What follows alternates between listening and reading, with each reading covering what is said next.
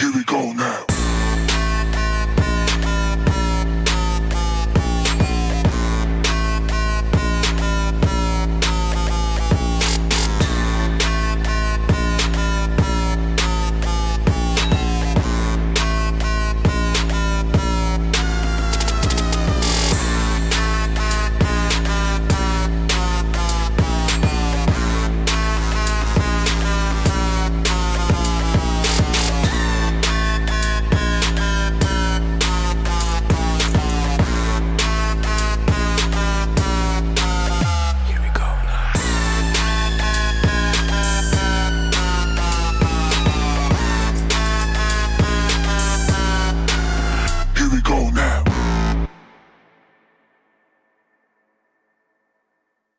Here we go now.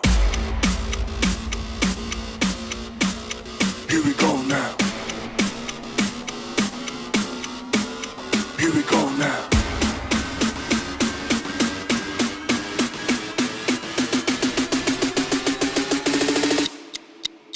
Here we go now.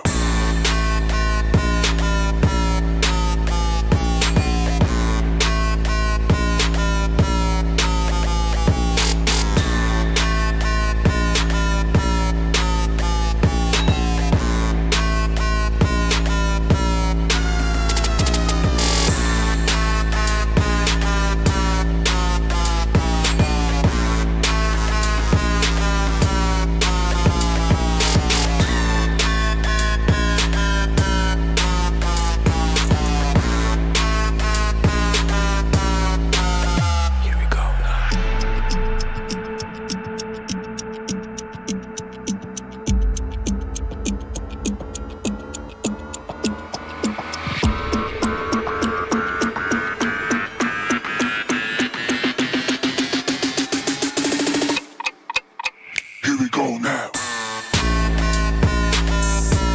Here we go now.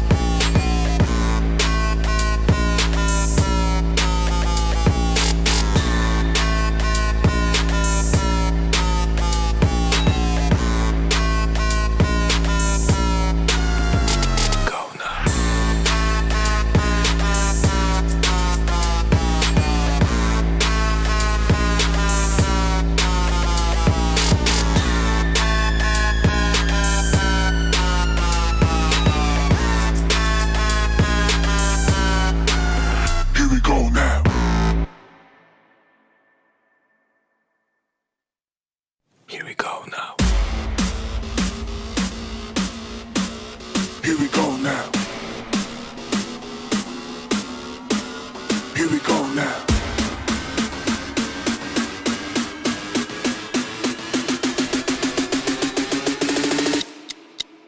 Here we go now.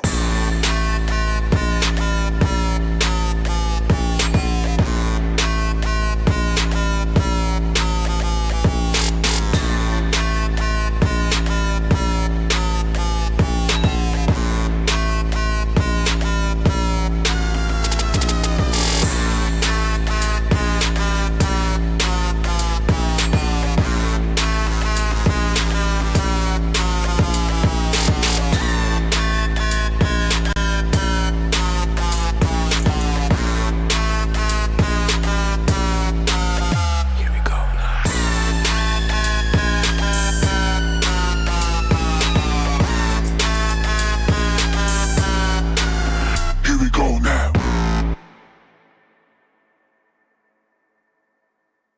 Here we go now. Here we go now. Here we go now.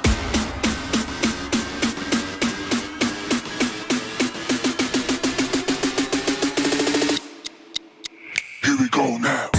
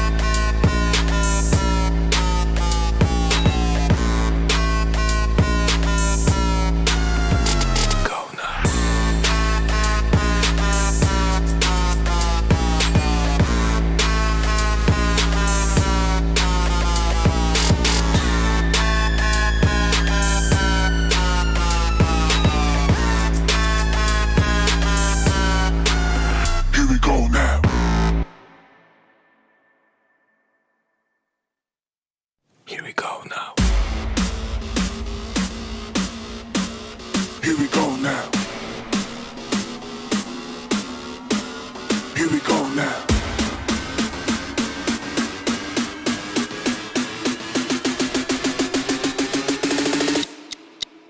Here we go now.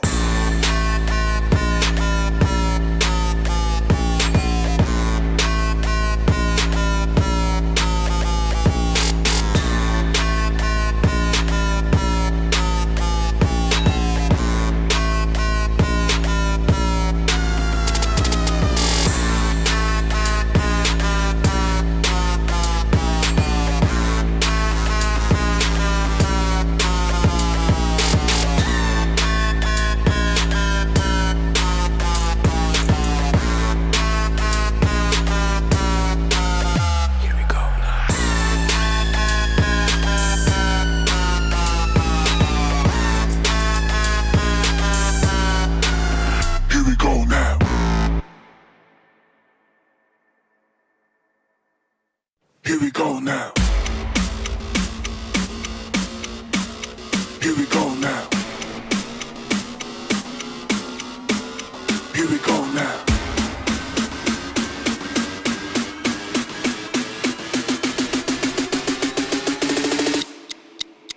Here we go now.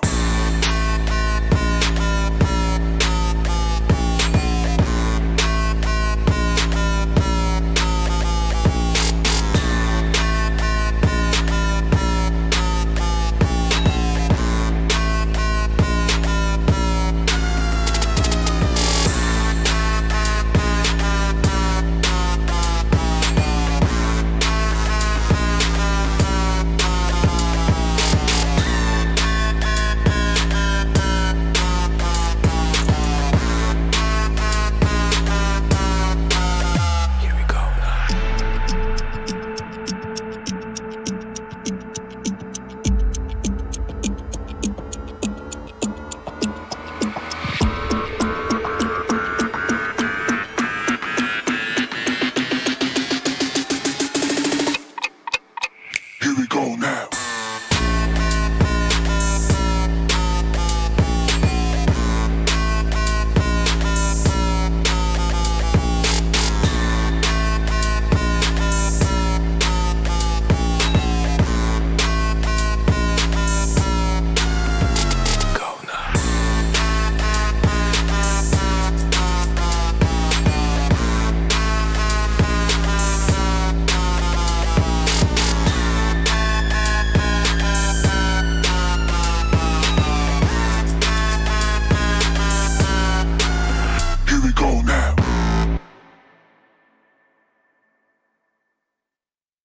Here we go now. Here we go now. Here we go now.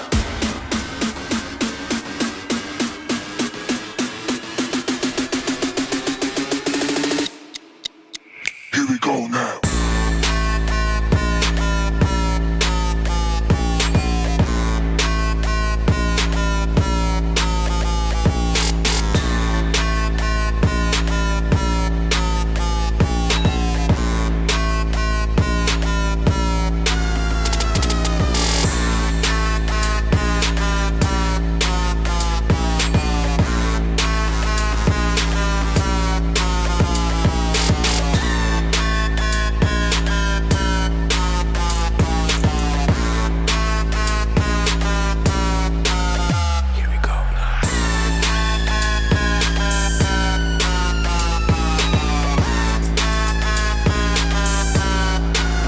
Here we go now.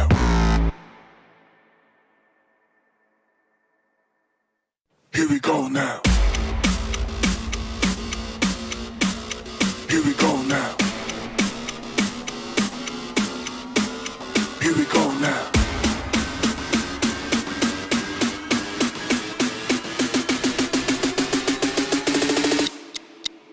Here we go now.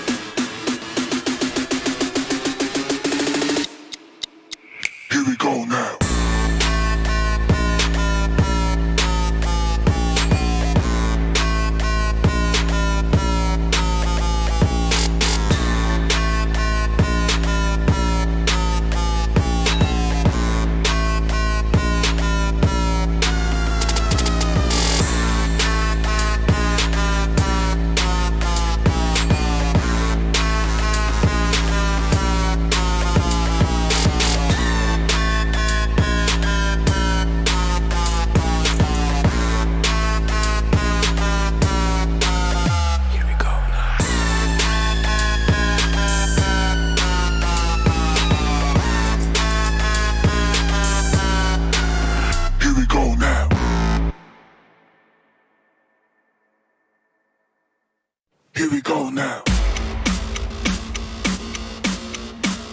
Here we go now. Here we go now.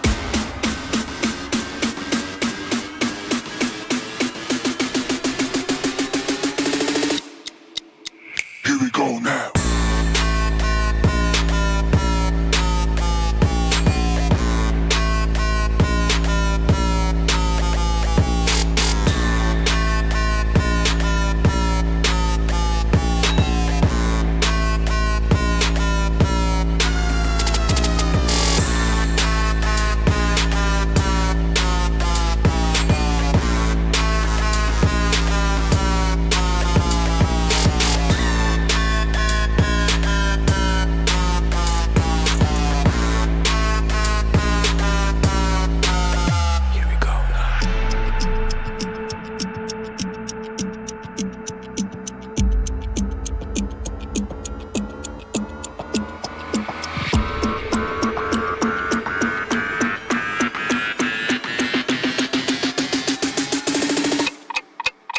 Here we go now.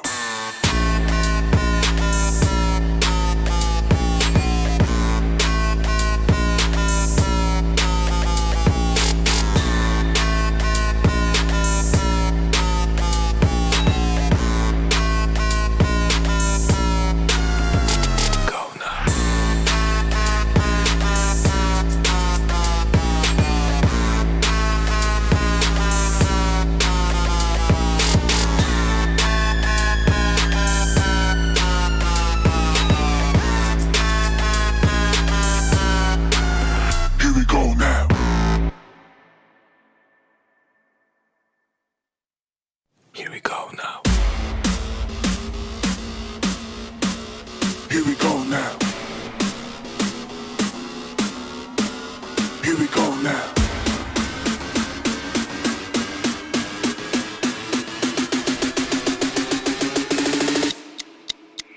go now.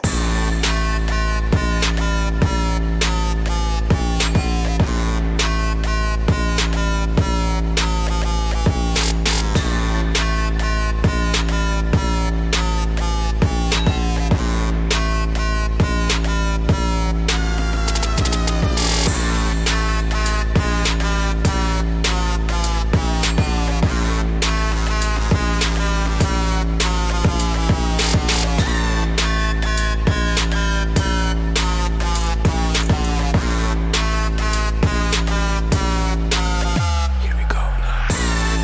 we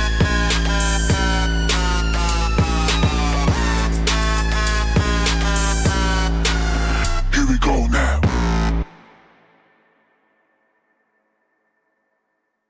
Here we go now.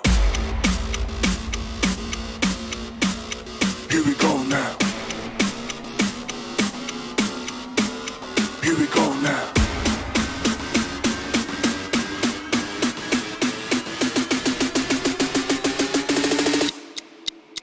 Here we go now.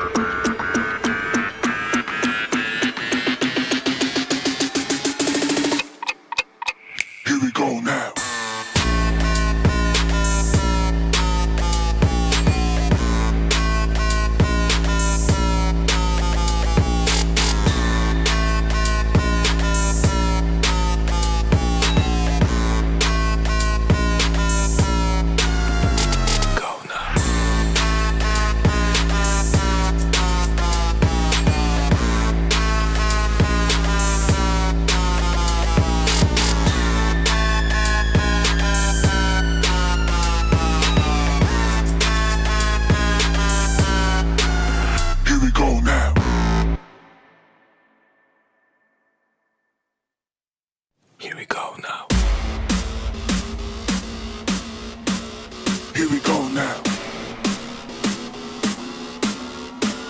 Here we go now.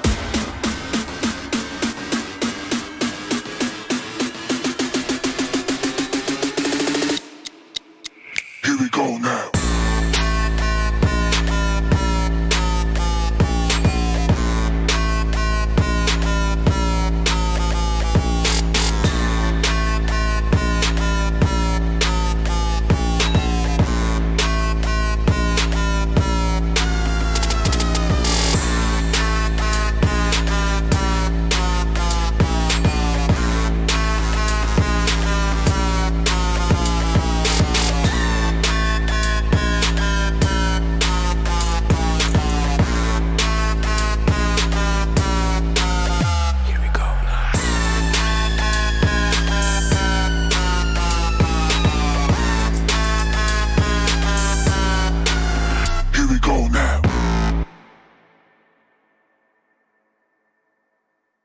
Here we go now.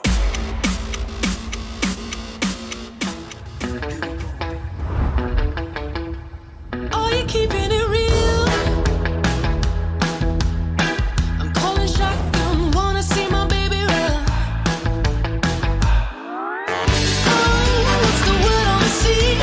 Kicking up the dust, if you know what I mean. We got a good thing going.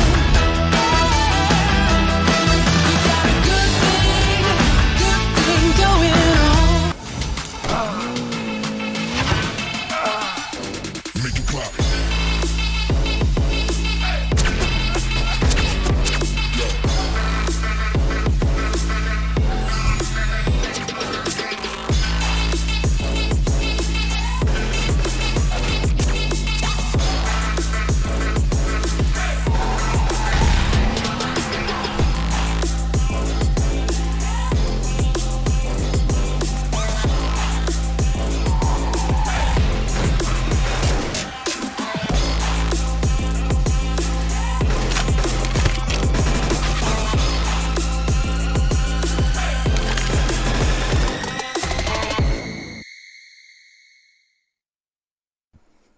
Hello ladies and gentlemen, and welcome to PUBG Mobile Club Open Falls Play 2021, and this is going to be the Pakistan region. All thanks to Oppo F19 Pro, hashtag book up your fun, and big thanks to our official media partner, and that is going to be Nevo TV. This time it is Ankit, and joining alongside me will be obviously Trooper.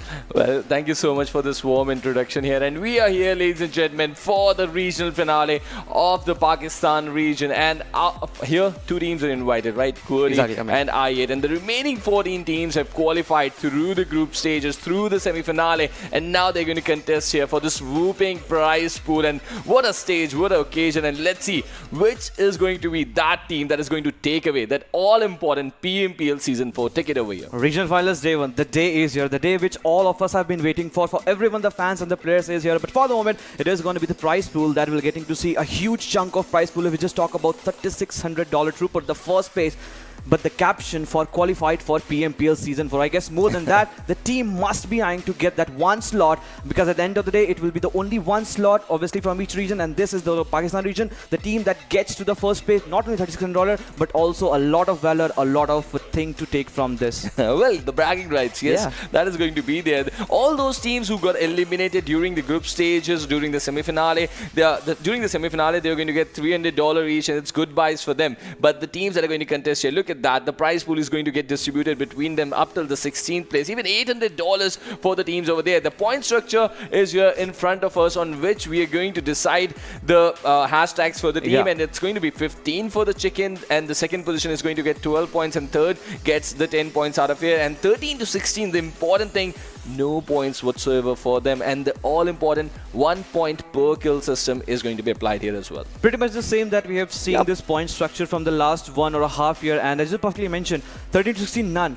1 kill point equals to 1 point. So some teams really do rely upon those kill points. And talking about the teams, talking about the team roster, we have got to see Team QWERTY, I8, UAGxTUF, 52 Rage Esports. So now UAGxTUF, 52 Rage Esports, they finished the complete semi-finals in the 1 and 2, but now they are going to be challenging their face upon with the QWERTY, and obviously it will be I8. Yes, well, having a look at the other teams that are joining us, there would be North Esports. The Grounders are going to be here with Clarity and UNBNF as well. Portal Esports, and now we've got ZARAR, Team Sky, Team Star, and there are more surprises for you on the last and final page as well. So we're going to just quickly move towards that part as well. And here we got Freestyle, Ivy Esports, Quraysh Esports, and Modified. I know you guys are surprised. But the reason is some of the teams that have been DQ'd already. So according to the semi-finale rankings, these other teams have got this opportunity to come in and fill the spaces over here. As you just mentioned, opportunities. We talk about opportunities. We have 4 for the day, back-to-back 4 actions for everyone just sitting at their house. It is going to be Erangel, Miramar, Sanhok, and Erangel. The day starts with Erangel, the day ends with Erangel, and the void is filled with the off map. We just talk about Miramar and Sanhok. But before the show actually started, both of us were actually talking a lot of drop contestation. So Erangel, I mean, this will be a test of their characters, right?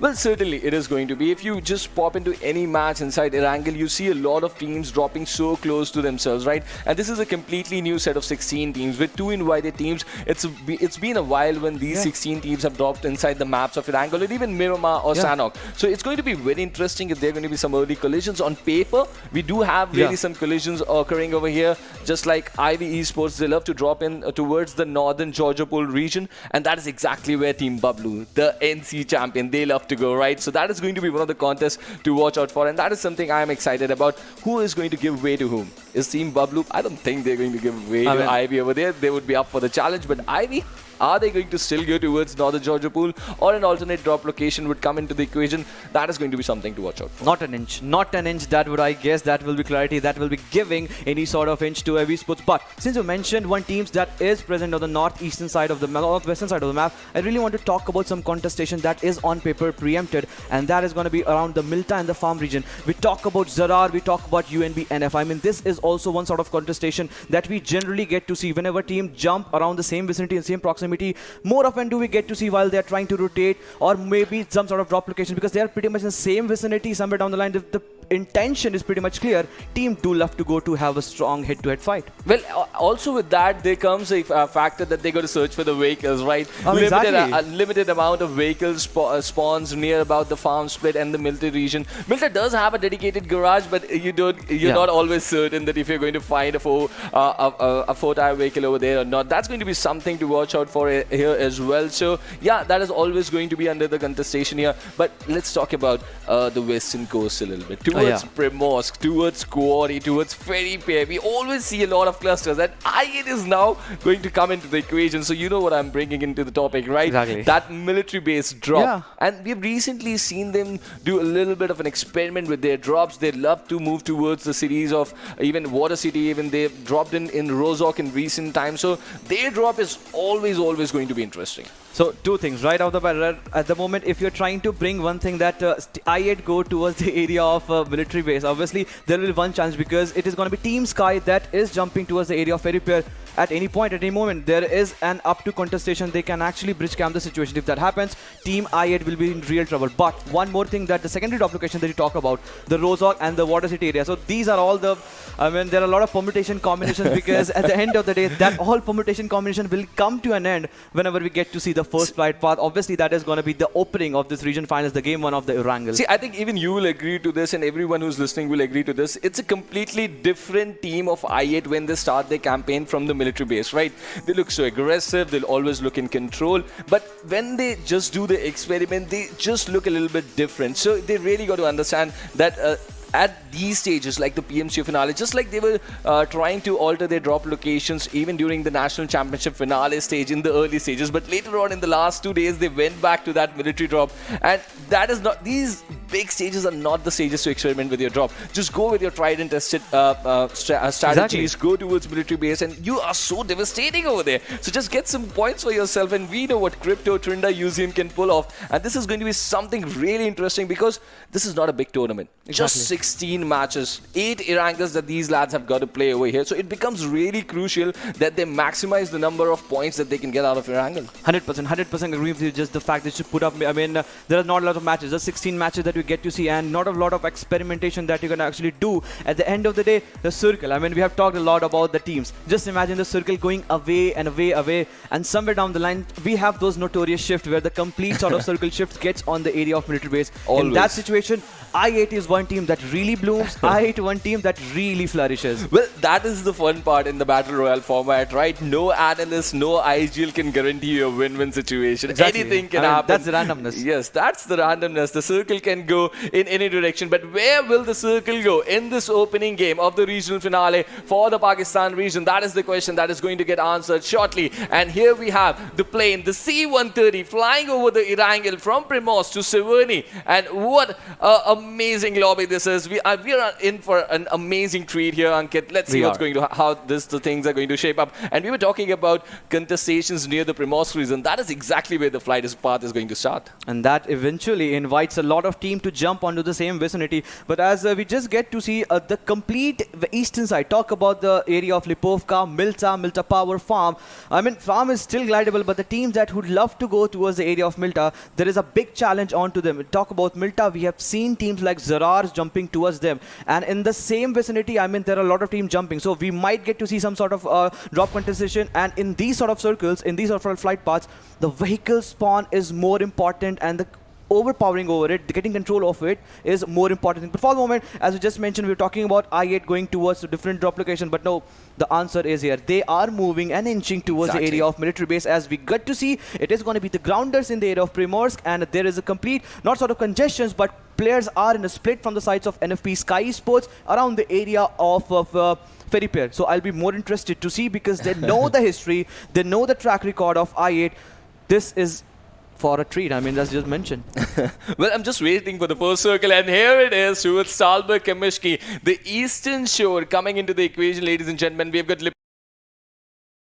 Stalberg Kamishki, and we know a team that loves to start their Erangel campaign from the city of Lipovka. Where are they? That is going to be something to watch out for. I'm speaking about QWERTY. I don't see them moving towards the city already, and there are some early contestations happening from the Georgia Pool container. I believe already one of the players has been eliminated. UAGxTUF have lost KSF, one of the key members from the team, eliminated early in the game. And who is there? Who is there? It is going to be Clarity in the same vicinity, and this is going to be a huge elongated fight, and this is a team that really don't fights away and backs away. Oh, we have Rahman. Exactly, we have there. But as you just mentioned, I mean, we might expect some sort of contestation as now UAGxTUF. So now this is one team that really finished the semifinals on a very high 186 point on the first ball. The confidence and the morale is already high, and since they already know, because they must have seen those parachutes in there, and they're pretty much aware about all these vicinities, about all these surroundings, and at any moment, at any point, if they try to take a head-on-head fight, there is one more thing. And moving on to long, since there is a eastern shift, there is more possibility that the teams that might come in from the western side can eventually collide even before they have moved into the circle. Well, certainly that is going to be a possibility. And you talked about the confidence, right? And speak about the confidence of the teams who qualified. Like, there was an initial slot list, their name was there, but then few teams got DQ'd, and some of the teams got the second opportunity over there. So it's a big stance for them. How the confidence is going to shape up for them, the kind of opportunity they're going to utilize is going to be something to watch out for. And have a look towards the western shore, the kind of population density developing over there. There are going to be a lot of rotations moving in towards the areas of Yasnaya, Mansion, Shelter, Farms, and we're going to watch these rotations, as already towards the eastern shore we can witness the team of QWERTY. It is. QWERTY is moving along slowly and steadily, as we're getting to see a lot of teams moving along. But an early sort of rotation that we're getting to see from side the Portal Esports is Nocto along with his teammate. It seems that they have already not looted. I mean, maybe they have looted, but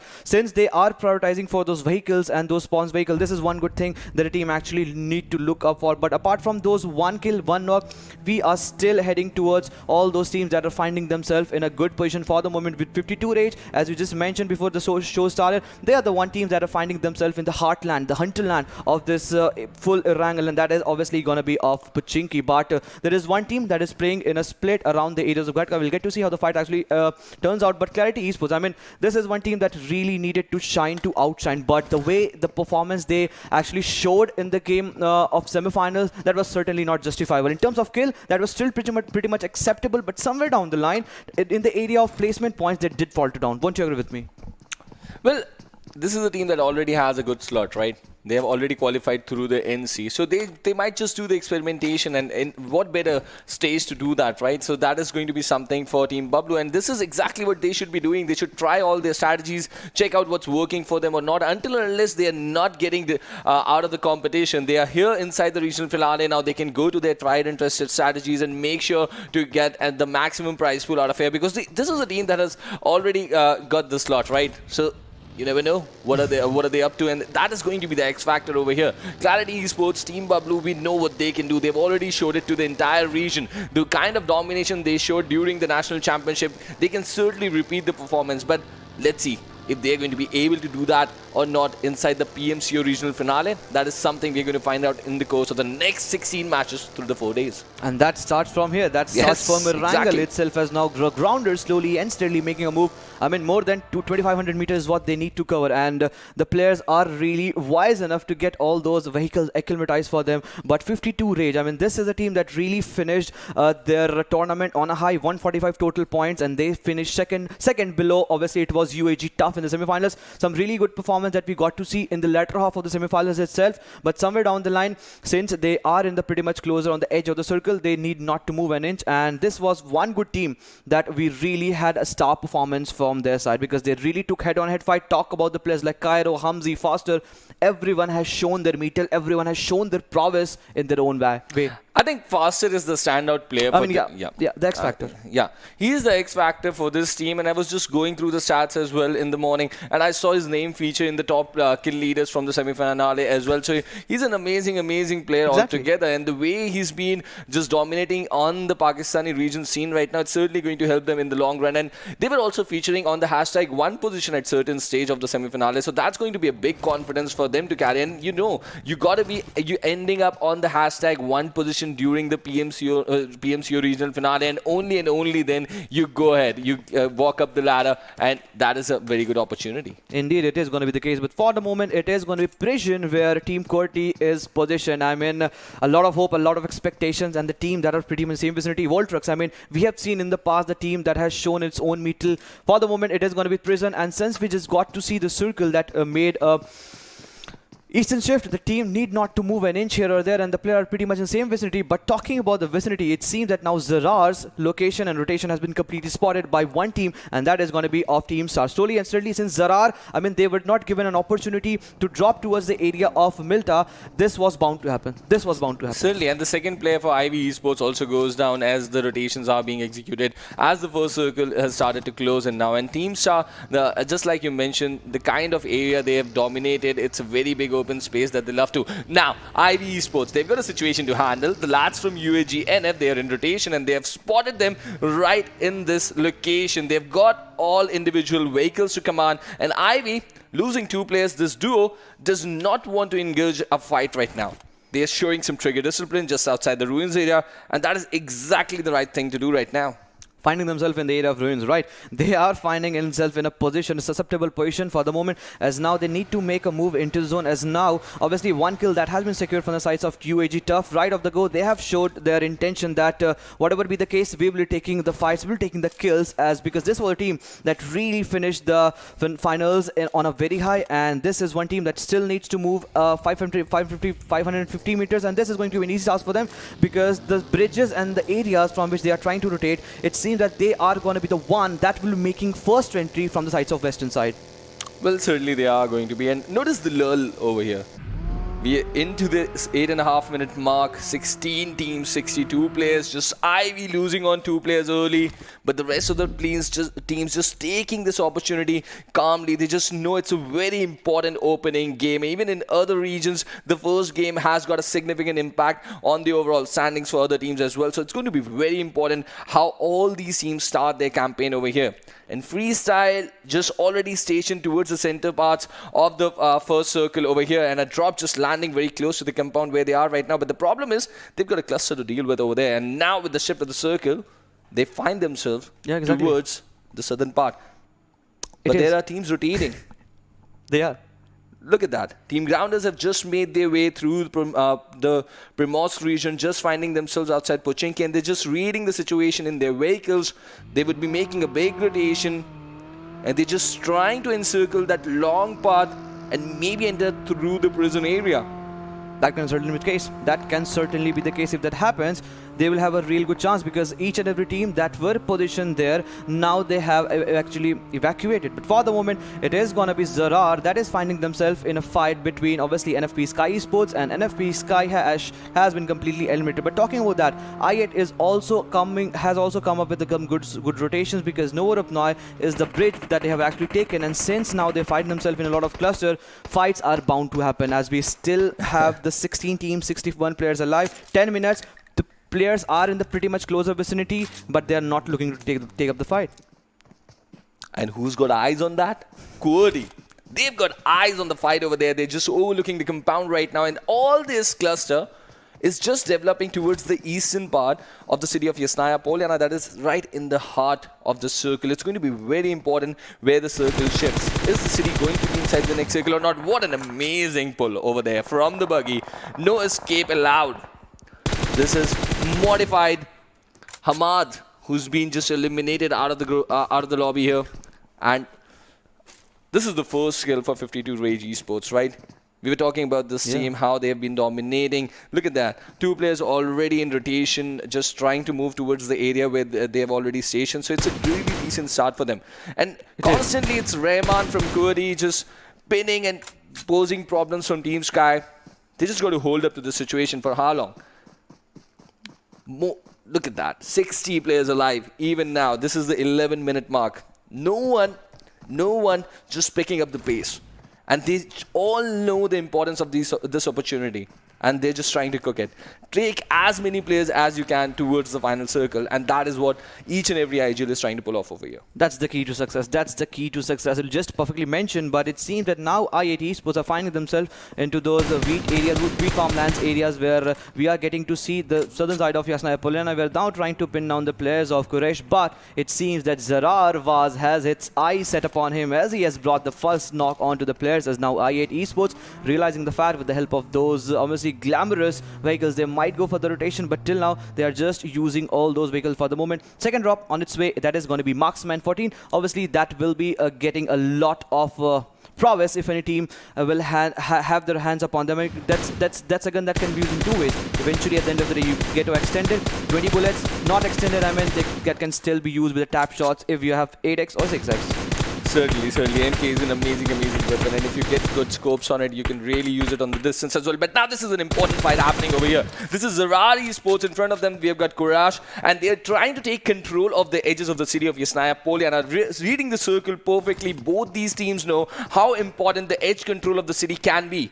And that is exactly what they're doing right now. The next shot of the circle is here, and it goes towards the lake. So the city of Yasnaya Polyana is going to be part of the circle, but there's no guarantee that the next shot of the zone will have the compounds of Yasnaya inside it. So all these teams, you won't see them committing towards Yasnaya Polyana. They are more or less just moving towards the northern part of the lake over there. You can see UAG, Star, even Team Bablu going towards that part, crossing the bridge completely. For a moment, they were interested towards Yasnaya Polyana, but now they've completely given up on it. And look at Freestyle. They're looking for some shelter. They've changed away in the rotation. And now I8, Uzium is down over here. Reviews, he's just popped in a smoke, looking to just give that revive to Uzium. Is that going to be allowed? They've been caught out in open grounds. They've got an archer tower to play with and some vehicles. Let's see how they're going to deal with this. It is going to be a tough task for them, as now players are getting back shots from the moment. It's going to be Blade that just need to patch himself at this moment, as now it is going to be multiple teams from different direction. It is going to be both Esports and back inside, but Freestyles, I mean, talk about these teams. This team has been in those areas for a long time, but we just got to see the circle as it's made towards those western side. A lot of congestion, a lot of traffic has already developed, as you got to see. A lot of players are just trying to rotate, and in doing that, it is going to be obviously one team that will be making a move. Will it be so? Will it be not so? We have to still wait for that, as now Malik is still stationing himself in all these compounds, but he is making sure he is getting a lot of info for his team. But on a different tangent, it is going to be 52 Rage Cairo taking its fight, and he's not just stopping, because a moment ago we saw the same player getting the kills for his teams, and now he's still striking back. There was a big commotion inside the lobby when the previous circle was shaping up, right? A lot of teams were restationing themselves in different positions, and I8 just lost a player in rotation, but they had to stop midway. They used up the covers that were available, but now realizing that they were not in a very good spot out in the open fields, that's not something I8 would like to play with. And that is why they just pick up the remaining vehicles and just move towards a better position. They've gone towards that bridge, and I don't think they're going to cross the bridge at this point. They might just station themselves, and look at this. They've got a better angle on the lads of North Esports who are controlling that patrol station towards that bridge that goes towards Severny. And now they would just try to create an opening on them. But on the other side, they've got ZARAR to deal with. ZARAR, Yep. exactly. ZARAR on a charge as Cronus is finding himself on the dip, but players are giving some complete cover fire from the backhand side as now Freestyles must be interested as we just got to see, but still, as you perfectly mentioned, Yasna Polana is still under consultation as now players are finding themselves beat with the compound, beat with the edges of those small little streams, small little lakes, as now ZARAR Esports is in no mood to make a rotation because they know that it is going to be I8 that is completely pinned in these small little huts, and if at any point, at any flank angle that can be created, this will be one thing. But on a different tangent, Freestyle is getting a lot of dent onto them as now I8 is taking a charge. I mean, I8, they really retreated from that, but they are not out of the fight for now. Well, this is not a team that you can easily pin down, right? They will always retaliate back, and that is exactly what I8 is doing, just controlling the landscape beautifully. They've just got a knock inside the city, and this is Crypto. Brilliance! He's just lost the helmet, but made sure to close the gate on time so that he doesn't get more shots over there. But now the next shift of the circle, look at this. Team Bablu's prediction was on point. They've got the concrete cover that they needed, and there's an Archer Tower very close to the concrete cover that they're enjoying, and 420 boy has deployed himself over there. So those ridges are going to be very tricky now to control. The split 3-1 from Clarity Esports is definitely going to give a very good control for Team Bablu right now, and we've got towards the northern side of the compound, Team QWERTY stationed. A lot of rotations coming in from the northern part of the circle over here, and they're beautifully stationed, both QWERTY and Team Bablu, to hurt those teams. And now how these teams are going to rotate, taking maximum players inside, is it going to be possible or not? That is going to be something we're going to find out in the next minute or so. As soon as Circle made a shift, there is a big traffic that is developing onto the eastern half of the circle as now trying to move. They are going in for a charge as now 52 rage. Cairo is on a charge for the moment, but it seems that he has got a lot of dent on his body, but he realizes the situation that he really needs to back away from the situation. But on a different tangent, it is going to be Stars Anonymous that is completely pinned down onto the charge. Voltrex is on the receiving end, and Zyro makes sure that before he falls down, it will be him. But what will happen? Rahman, it seems that complete destruction is what that happens. But no, it seems that Voltrex actually was pinned in before the time that he actually came in. But Gyrox has now fallen down. Rahman is still on a charge, making sure that his prayer doesn't bleed off. But it is going to be loosened from different angles, just trying to pin the charge. Oh, he takes him down. Exactly. He takes him down with an AK. There were two players from Team Star in the vicinity. Rahman just took control of the situation. Now Fury, he's just finding himself running out in the open. That's desperation coming in for Team Star. How are they going to deal with the situation? The revive on Voltrex is going to get executed. Where are the other players of Team QWERTY? That is going to be something to watch out for. That Shaq is the only cover for Fury right now. He's got two players out in the open that are really desperate. There is no possible manner that they can give a revive, with QWERTY just regrouping outside the circle right now. The remaining two players, if you can spot them, they're already inside the zone. But on a different channel, it is going to be some different fights erupting. But I perfectly mentioned, now Voltrex is giving assistance to Rahman, but one player is still into that circle. He's still pledging the edge, but it seems that Rahman, with the help of Smoke, will be helping and getting all the loots acclimated for them. But for the moment, it's going to be a tough task for them to make a move into zone. But one good thing that Team QWERTY has made, that some players have been deployed in circle. We talk about the deployment. It is going to be now Freestyles that are on a charge, but on a different tangent. It is no stopping for I8 as now Blades bring one more knock, and now QWERTY will be punishing and charging each and every player that are trying to make a move from that northern side. Even 52 Rage are getting some kills for themselves. They've pinned down North Esports. They've got a few players, but Yusuf goes down over here. Blade does try to take that. Oh, but Blade is gone down as well. This is Quraysh Esports hurting the lads of I8 right now, and I would like to see how many players are standing for I8. I think just only one last lad remaining for them. Is it going to be an early exit for I8 inside the first game of the region finale of the PMCO? That is going to be something to watch out for. Even the entire region is just waiting inside the kill feed. How are they going to deal with this? Museum, he's been finished over there by that SLR. Freestyle pinning them down, hurting very badly. This is just the 19-minute mark, and the end game is just beginning in this opener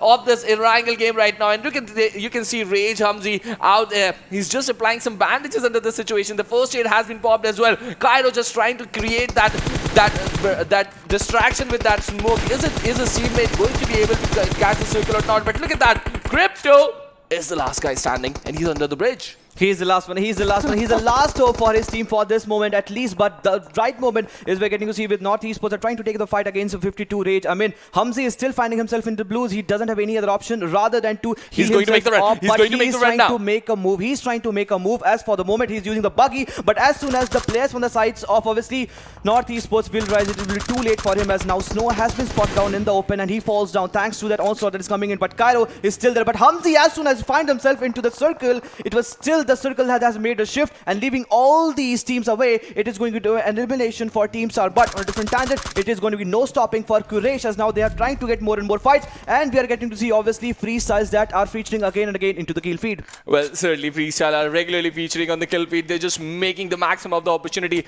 that they have got here. 2 kills already in their tally. They've got all the 4 players standing, but they're controlling a very important part of the circle right now. Look at North Esports. Zamin, he's just allowing this rotation from Cairo, and maybe he might just follow them because he's got a buggy to play with. But on the other side, QWERTY Esports, what an amazing shot incoming, eliminated, and at the same instant, Nocto, he got run over by a car, and there are 3 teams that have been eliminated now after Stars, ZARAR go down, and even QWERTY Esports. Team QWERTY, they are on a charges now. Wolverine is trying to take the fight. Rahman goes down eventually, and he needs the revive for the moment, and Khan is also on his knees. That leaves down to Voltrex and Wolverine. That means only 1 player active that will taking the fight, but they are really making sure that a lot of them is pulled onto the bodies, and a lot of peppered bullets are onto the body of Team Grounders, and now Sensei is trying to take the fight. Woltrex is trying to take this fight, but in all this situation, it is going to be a sad demise for I8 as they now leave the lobby with just the 3 kills. But just 3 points for I8 in this opening game. That means pressure on them for the remaining 3 matches. Let's see how they're going to do. But for now, it's the QWERTY show that we are watching. 2 players down from QWERTY. Wolverine down, Khan down.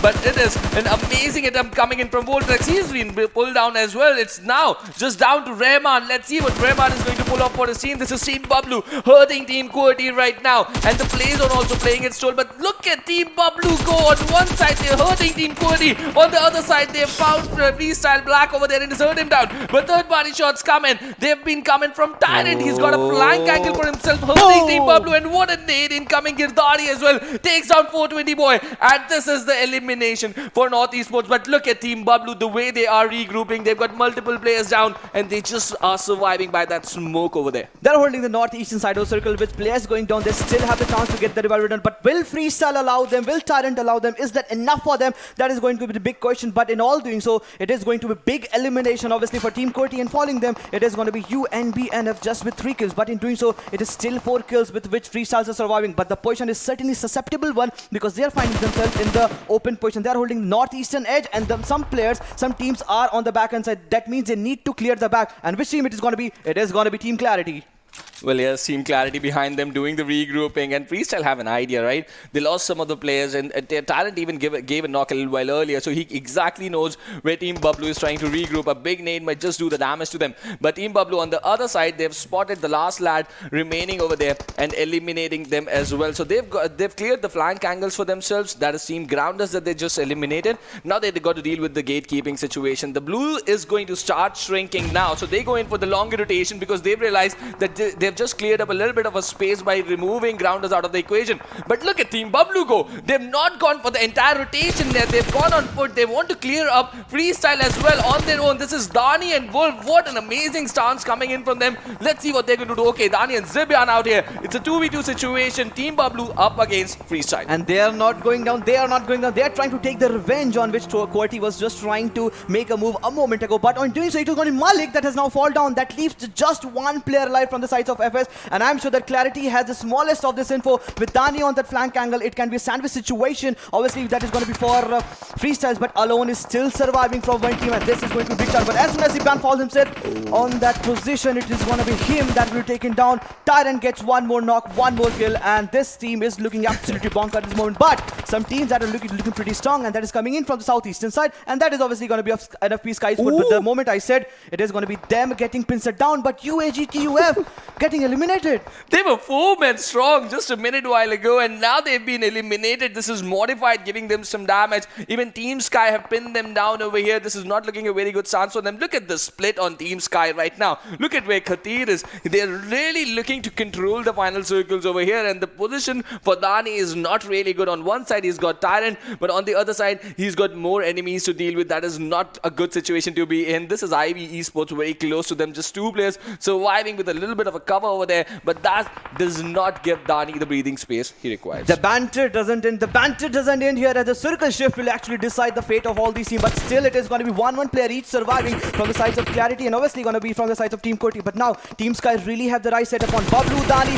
You do one small rookie mistake and you will be punished. You will send out the lobby. But still, NFP Sky, Halsey just got a lot of damage from the left hand side. But Dani has been spotted down from multiple players from the side of Team Sky. That means Team Sky know the exact position where Dani is happening for this moment. But the circle has gone for the shift and that is completely dominating one team, and that is going to be of Team Flex. That means two players still alive. If they play their cards well, they really have a good chance. But on a different tangent, the southeastern side team that is obviously going to be of Modified, they too really have a good chance because we just saw with that Hawk's Eye, they really have some good edges to play. And since now the Flex teams have been pincered down, that really gives one chance for the team on the southeastern side, obviously for this team Modified on your TV screens, to get close to the chicken. Well, they certainly do, and they've got the man advantage to do that as well, right? They just move a player inside, step in closer to the circle. They've got the smokes deployed. They're just charging in over there. Looks like a decent, easy check-in for them. But we've got Dani here, freestyle eliminated now. On one side, we've got the lads of Sky who are just trying to pull off this chicken dinner for themselves, and he pulls down alone. So Ivy has just gone down to one last player. Revenge over there, and pressure being applied by Sky on Dani as well. Katir, he's been caught off guard and he's been given some damage from Modified. It's their chicken for the taking. But are they going to be allowed from Team Sky? That is going to be something to watch out for. 3v3 situation. And among this, we've got two solo Avengers fighting for themselves. Dani and Revenge. Under constant pressure, the utilities are being deployed on Dani. Revenge just surviving over there. Look at there. What a minimum amount of cover for him. Just a small buggy, a tree to play with. And Team Sky.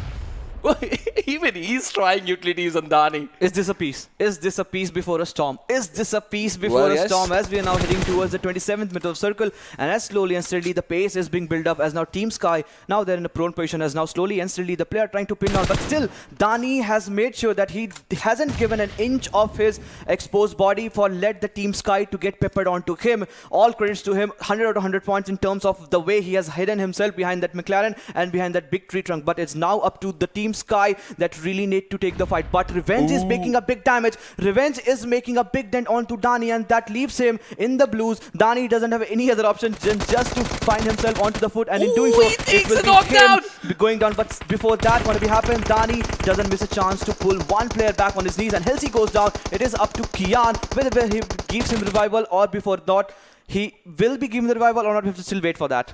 What a knock on Halsey. What a knock on Halsey. He does not have a cover to play with, but he still pinned down the lad over there. And what an amazing... it was Kian he was pinning down. Yes, it was Kian he was pinning down in open grounds without any cover. If you'll come out of the cover, I'll pin you down. That was the statement from Dani, but now he's out of the action. So no 15 points for Clarity, but now Modified. They try to create an opening. They've got Katir. He was just trying to pull off that 2-1 split under this situation as well.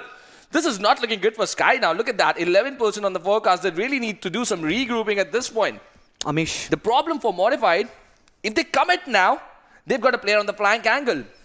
Exactly. I mean, that can How are they going to deal with that? them. And that is why you see them still prone. Waiting to take this flank angle player off. They know that Revenge is there, but they don't have any clear idea how many players. And that is why they're skeptical.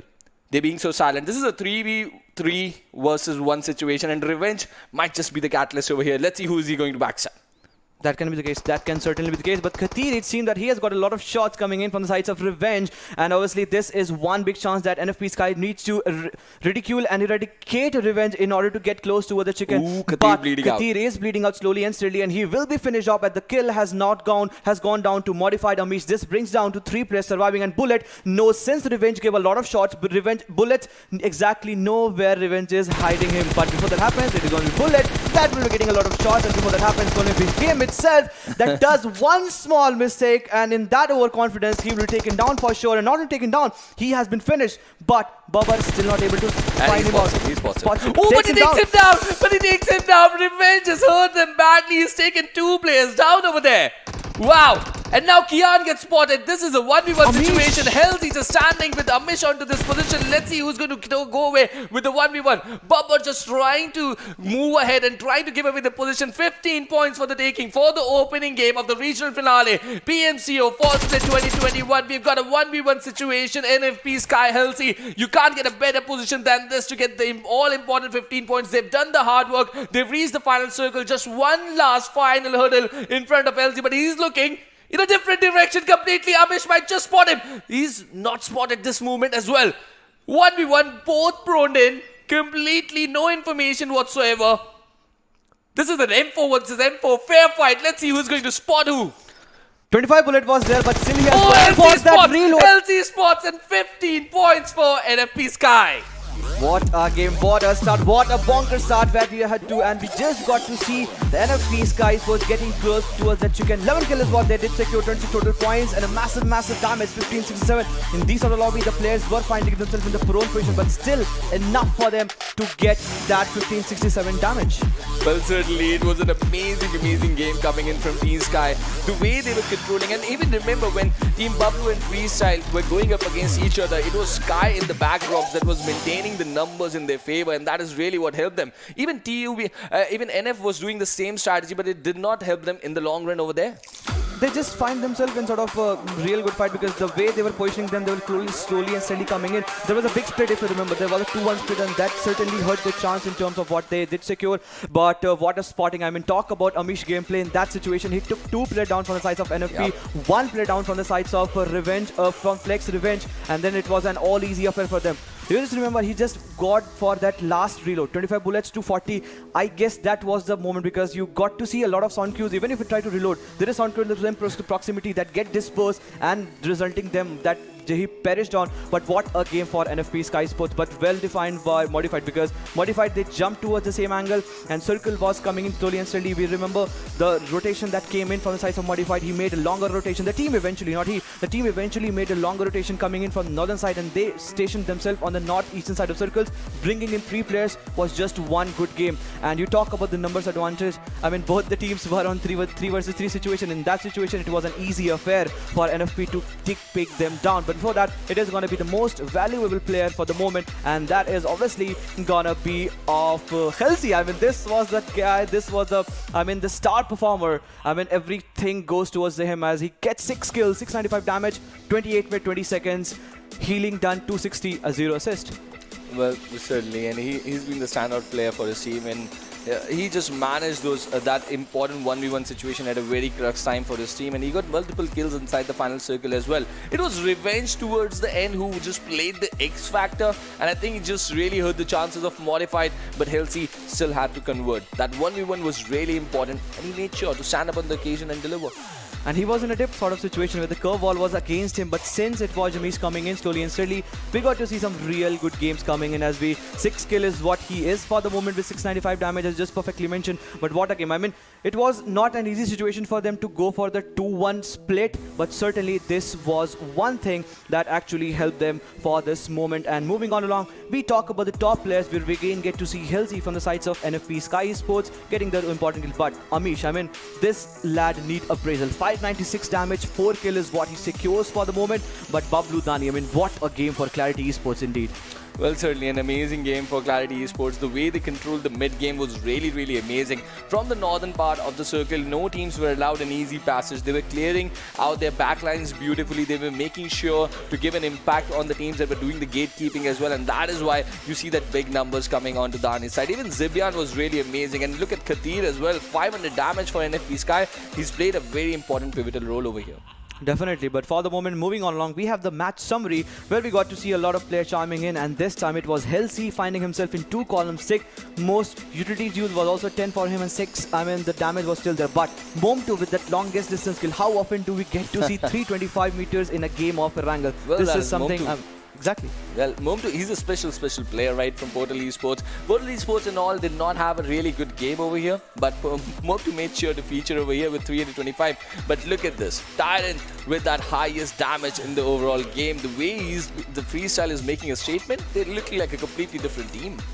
Indeed, it is going to be the case, but obviously some players really made it possible for them, as QWERTY's Rahman with a total of 2 maximum assists. I mean, this was also a good game for the moment, but moving on along, we have the match ranking day 1. Obviously, that was a match 1 where Team Sky getting those important 11 kills and those important 15 points. Total acclimating makes a total of 26, as we got to see with Modified following them next, and a lot of teams that have really got some good numbers. Talk about Freestyle, Quraysh Esports, and down the line, we got to see EV Esports with 11 points too.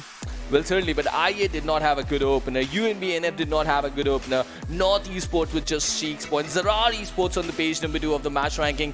These are not good signs for the teams, and so it's going to be very pressure Miramar upcoming, and that is exactly what I'm waiting for. I guess IIT Esports was just caught in rotation. You remember they made some successful rotation from the Novo Ripnor Bridge, but as soon as they found themselves in centralized position, you remember in the wheat farm area downtown towards the area of Yasna Polana, one player was eliminated, and as soon as the circle went for a shift, they were trying to pincer down the player. They did pincer down the player of Freestyle, but somewhere down the line they did perish. But for the moment, these are the Oppo F19 Pro moments that we'll get to see as we'll getting the rehash of the memories, and these are the recaps as we got to see the fight started erupting, not in the early stage of the game, but it started in the itself 10-minute 30-second mark of that. This is the early mid-game mark, and we saw some collisions over there. Even it was a very worryful moment for the team of I8 getting caught out in open fields just outside Yasnaya, but later on they just regrouped, and that is a strong team. You get away from crux situations and get people outside, and that is really important, which they did, but could not get enough points out of the game over here. But QWERTY, just like they always do, they tried to dominate the late mid game, but they got picked off, and it was the beauty of Clarity Esports. Team Bablu picking on all the teams. Look at them, they're hurting even Freestyle, they were hurting teams coming in from the backlines, and look at that. Talent does pull that off, but inside the final circle, even Dani, he survived for such a long time. That audacity to sit out in the open with a 3x in his hand on the UMP and just waiting for that peak. It was not an easy job over there. Indeed, it was not an easy job for at least all these teams, but then we got to see this 1v1 fight where Halsey was the better off, and he had the numbers on for the moment. But it is going to be total damage, the damage histogram where we get to see a big spike into the name of Freestyle, but just the 5 kills, 1718 damage. That means the team really tried to dominate, as you just mentioned a moment ago. The team really was trying to dominate this complete lobby, and 1718 damage does justify it. But 1567 is where Sky stands, and 834 is where Modified stand, but Clarity also the one team that was really the standout performance. Well, certainly it was a standard performance coming in for them, and big skyscrapers towards the left hand side of the total damage mark that we can see. But look at Modified with just 834 damage, they managed 6 kills for them.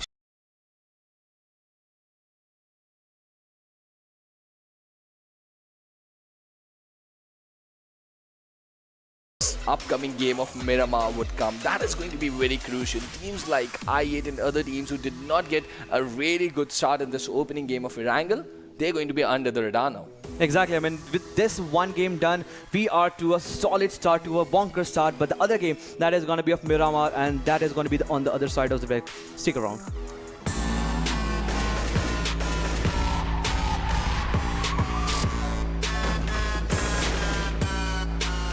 Here we go now.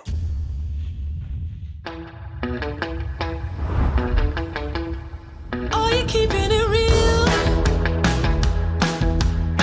I'm calling shotgun, wanna see my baby run. Oh, what's the word on the sea? Kicking up the dust, if you know what I mean. We got a good thing going. We got a good thing going on.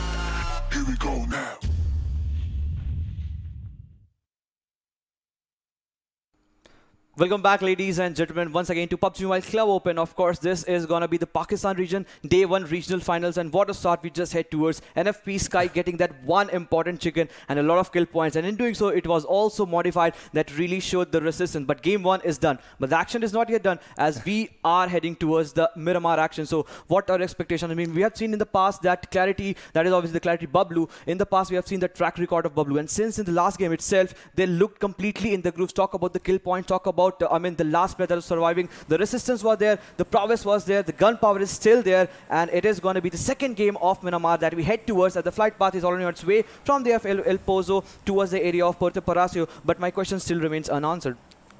Well, the smartness always plays a role, right? You got to be really, really aware about the situations, how they are going to deal with it. And just like you mentioned inside the final circles as well, Halsey just noticing that sound cues over there, that is smartness, right? You don't have to reload a gun when you've got 25 magazines already in a 1v1 situation. And that really did hurt Modified over there. And that was a really nice spotting coming in from your side. But now, towards this game of Miramar, El Pozo, ZARAR, they were always the favorites to go towards El Pozo, towards Montenuvo. We have got Team NFP Sky over here and Team Bablu just moving their way slowly towards the city of Valdemar. It's a very decent start for these teams. I don't see a lot of collisions happening over here, but on paper as well, we got multiple teams around the Los Leonos area with I8 over there at North Esports, but these teams know to coexist, right? Yeah. Wow. But the circle, completely a different curveball over here. Even Campo Militar is inside the play area. Toria Humada, Crozwell, Al-Azhar, all these cities inside the circle. So they're going to be big, big rotations incoming.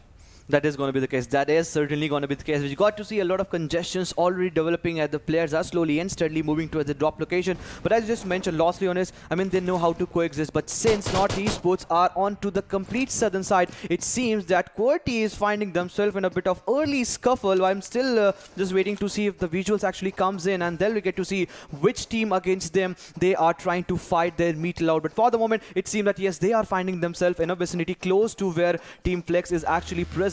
With players are aligned in the same position, they are moving towards the area of Hacienda del Petron, and if they make one mistake to move an inch closer towards the area of San Martin City, that will be the moment where Team Grounders can hurt their chances and can put a big dent onto the low. I don't understand what sort of strategy are they trying to actually maneuver for the moment, because on the southern side of Hacienda del Petron is where QWERTY is stationed and the main city is being occupied by Flex, and onto that western side, that's still TG. They still can survive, as just mentioned, they can still coexist, but they need to make sure that they get all those vehicles spawned around as soon as possible.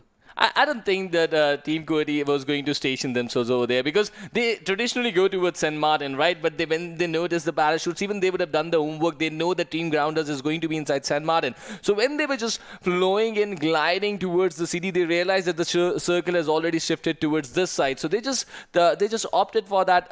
They opted for the vehicle option over there. Just let's pick up the vehicle and be the first one to occupy the central areas of the map. And they're just looting up the initial loot and just circling the areas around Hacienda de Petron. They've gone a little bit towards the eastern side of Hacienda de Petron, and there's going to be a rotation incoming from them very soon. That is going to be that is certainly going to be the case. As you perfectly mentioned, we are getting to see UAGxTUF. I mean, this team is also looking pretty fantastic at this moment. In the last game itself, 11 points is what they secured along with the skill and placement points. But this time itself, they are finding themselves in a pretty good position with all the 4 players alive. Last time it was just the 1 player alive, that was Revenge. But now since all the 4 players alive at the early stage of the game, now as just mentioned, I mean, Hacienda del Petron is where still QWERTY's Khan is finding himself into the same position. But it seems that other players are in the same vicinity but still far away. But it seems that damage and those early danger has been averted for now. Well, the Igel is flirting with danger out here. Let's see how he's going to deal with this if the situation goes out of hand. These compounds are certainly not necessary for them to loot up, but they're just looting it because they like to control the game right from the word go from this part of the map. And you might just see them engage in a fight very soon with these teams in the nearby vicinity. We've got UAGxTUF over here. We've got Team Grounders looting up San Martin. And this can just be the perfect start. And look at this. The entire city of Picado available for UNBxNF over here. They're just looting up the city beautifully. And they will have a good loot. They will have some good vehicles to control this game. But the problem is that Picado, which generally is inside the circle, this time is finding itself towards the southwest side of this existing first circle. So they just got to make those loot early and maybe move towards a more centralized area. That is going to be something to watch out. And that's a pretty standard thing that teams do nowadays. Exactly, indeed, that is going to be the case as just mentioned. As now modified, I mean, they are also looking up to loot all these areas and then might go for those early rotation. They have to, because it is the players that are still 800 meter away. But Lost Leones is where we get to see the big name, the big team. Obviously, that is going to be of i8 Esports with reviews on our TV screen. Now it was Crypto, and slowly and steady things are changing. The pace are being built up. Just the 300 meter, not a big task, but the number of team that has already aligned onto the southern side, they might just face a challenge, because in the last game itself, they just found themselves in sort of unsettled rotations. We're trying to make so, but since this is a big team, they have played humongous amount of Miramar, and they know where the position, where the exact teams actually position themselves, and they are pretty much wise in terms of their rotation. But for the moment, it is going to be UAGxTUF, the team that really showed the prowess, the toughness in the last match itself, just trying to find themselves into the area of Chumasera, and now the player have to make a rotation. 1700 meters, some players do have 1400 meters. That means the player are in a split situations, all 4 players in the same vicinity, just trying to loot out the compound. And as soon as they will be getting all those vehicles spawned in the same area, I mean, they will be going for the loot. But one thing is for sure, Chumasera offers you a lot of loot. All the 4 players will be getting their backpack completely full. Well, certainly. That's a big city for an entire team. We have seen in different regions as well that more than one teams have dropped inside Chumasera, got a good decent loot, and then made their rotation. So for one team, it's a very good enough amount of loot that you can get out of Chumasera. But the important thing, no early collisions even inside Miramar. So the teams are doing their homework, the analysts are doing their jobs, and they're just making sure to rally the right amount of information to the idols over there, and they're just using it beautifully. And they're just making sure that there are no early collisions for any team whatsoever. Even Team QWERTY, they love to go towards San Martin, but they realized that there were multiple teams already inside the vicinity. So why not just alter your drop location a little bit so that you can get good loot and then maybe control the mid game over here, which we are approaching to now. Down to the 7-minute mark. No players still knocked down so far. Junkyard. I mean, there's where we got to see 52 Rage position with Cairo onto that lead in front. For the moment, last game itself, Cairo was the one standout performer, and he is the X factor. Indeed, in the semi-final itself, we just saw the team actually performing, and whenever Cairo performed, it was so easy for 52 Rage Esports, and that was the reason they got a lot of 145 points, if I'm not wrong, in the time of semi-finals. And now, since they are stepping into the region finals, they have to up their ante. They have to actually increase their sort of gun gameplay, and the plan which they come up, that has to be certainly altered, because there are big teams in the lobby, as you just mentioned to see. There are i8, there are QWERTY, there are a lot of big teams, but for the moment everybody is on a run, and so we get to see Team Star is also on a run. Well, we just saw Team i8 make that rotation, right? 7.5 minutes inside the game. They've looted up. They've got 4 vehicles for themselves. This is a world-class team. They've done this, just like you mentioned, humongous number of times inside Miramar, and that is exactly what they are doing once again. Just going for the circle, just trying to play the center, looting up quickly and taking control of the game, and that is exactly what we have seen them do so many times. So once again, i8 inside rotations, but other teams, they're still struggling to find vehicles for themselves, even towards the southern part of the city of Los Leonos. We saw one of the teams just looking for some vehicles, and we have already got some collisions happening. This is ZARAR, who have just knocked a player over here. Let's see if he's going to confirm. Yes, he's going to confirm. Vaz, and Kronos gets the first blood, and Vaz just helps him to complete that kill over there. But now, this is the situation we were talking about, right? QWERTY looting up and taking control of the nearby vicinity. They've found grounders, and Shabada, he's under some trouble from that flank angle of Rahman. Those are going to be 2 angles to cover for the team, and they're certainly going to miss out on this opportunity. And Wolverine and his team once again trying to control the mid game, but this is forcing Team Grounders to get away from the situation, and they're being chased away as well. Shots being fired on the retreating vehicles. This is Team QWERTY's domination.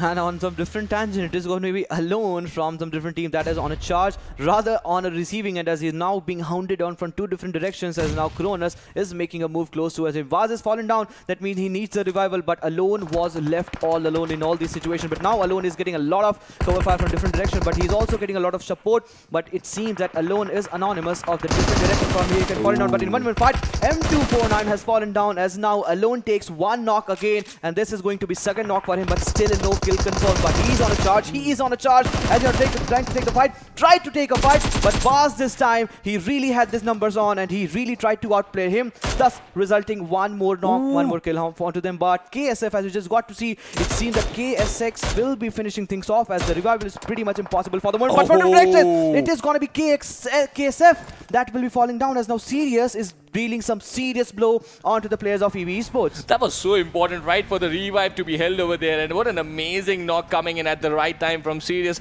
Just giving that opportunity to Vaz to hold on to that revive, and they're not going to lose any player. Kudos to that knock over there. This was not an aggressive knock. This was a defensive knock. It was a strategic knock. They were just buying time for themselves to hold that revive on Kronos, who was just on the verge of bleeding out over there. He's just been able to survive due to that beautiful knock coming in from Sirius. But now they're going to aggress. They've already got multiple angles to play with. Vaz on the second floor of that blue house, and Sirius committed it towards here, but the commitment is going to hurt him because Revenge, just like the final circle, he's got a flank angle to play here as well. And look at that follow-up net. Looks good. This might just be the second knock with that net. Barely alive over there, Bonga. It's a very difficult situation for them to handle, and Vaz has committed himself out in the open. The blue zone is also here to play its toll, and the follow-up net, this is going to be dangerous. Let's see ZARAR if they're going to survive this. It just bounces away. Somehow they survive.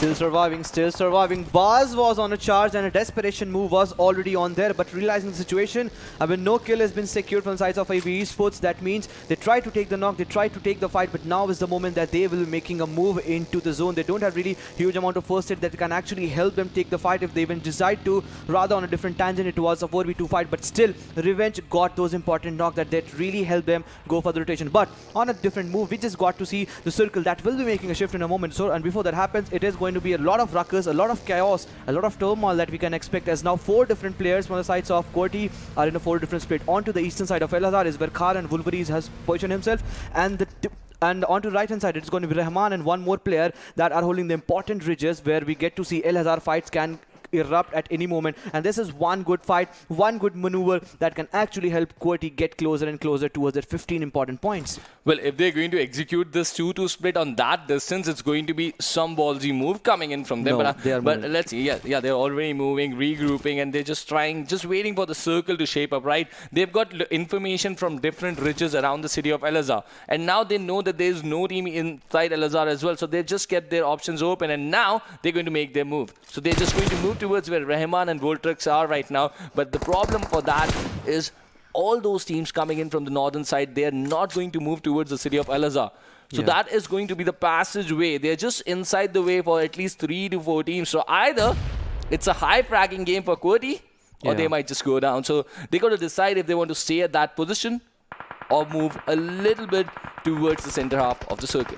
I guess the latter one would be more approachable. That will certainly be the case. But for the moment, it is going to be UNBxNF that is finding themselves in an open position, just trying to pincer down the players of 52 Rage. And it seems that they have been bruised off to an extent that the player needs a revive. With Hamzi on a different flank angle, has his location been revealed? That is going to be the one big question. But now one player has been eliminated as Max has left the lobby. But the way they are trying to make a move, it is going to be Bablu. That is going to be with the QWERTY Esports that has on the back end side, and still Rage Esports is just looking to take up the fight. So there are 2-3 different types of approaches that we get to see. Some teams are really looking to play passively, and some teams are really looking to bring up the knock. But in doing so, it is going to be again Cairo. I mentioned this guy's name, and he is living up to his mark. Well, certainly, and SLR is always a delight to watch, right? As a caster, you always wait for players to give up you that DMR action, use an SLR or maybe an SKS, which has just been out of fashion lately. But let's see, let's hope a buff comes on that gun as well. I really love that gun.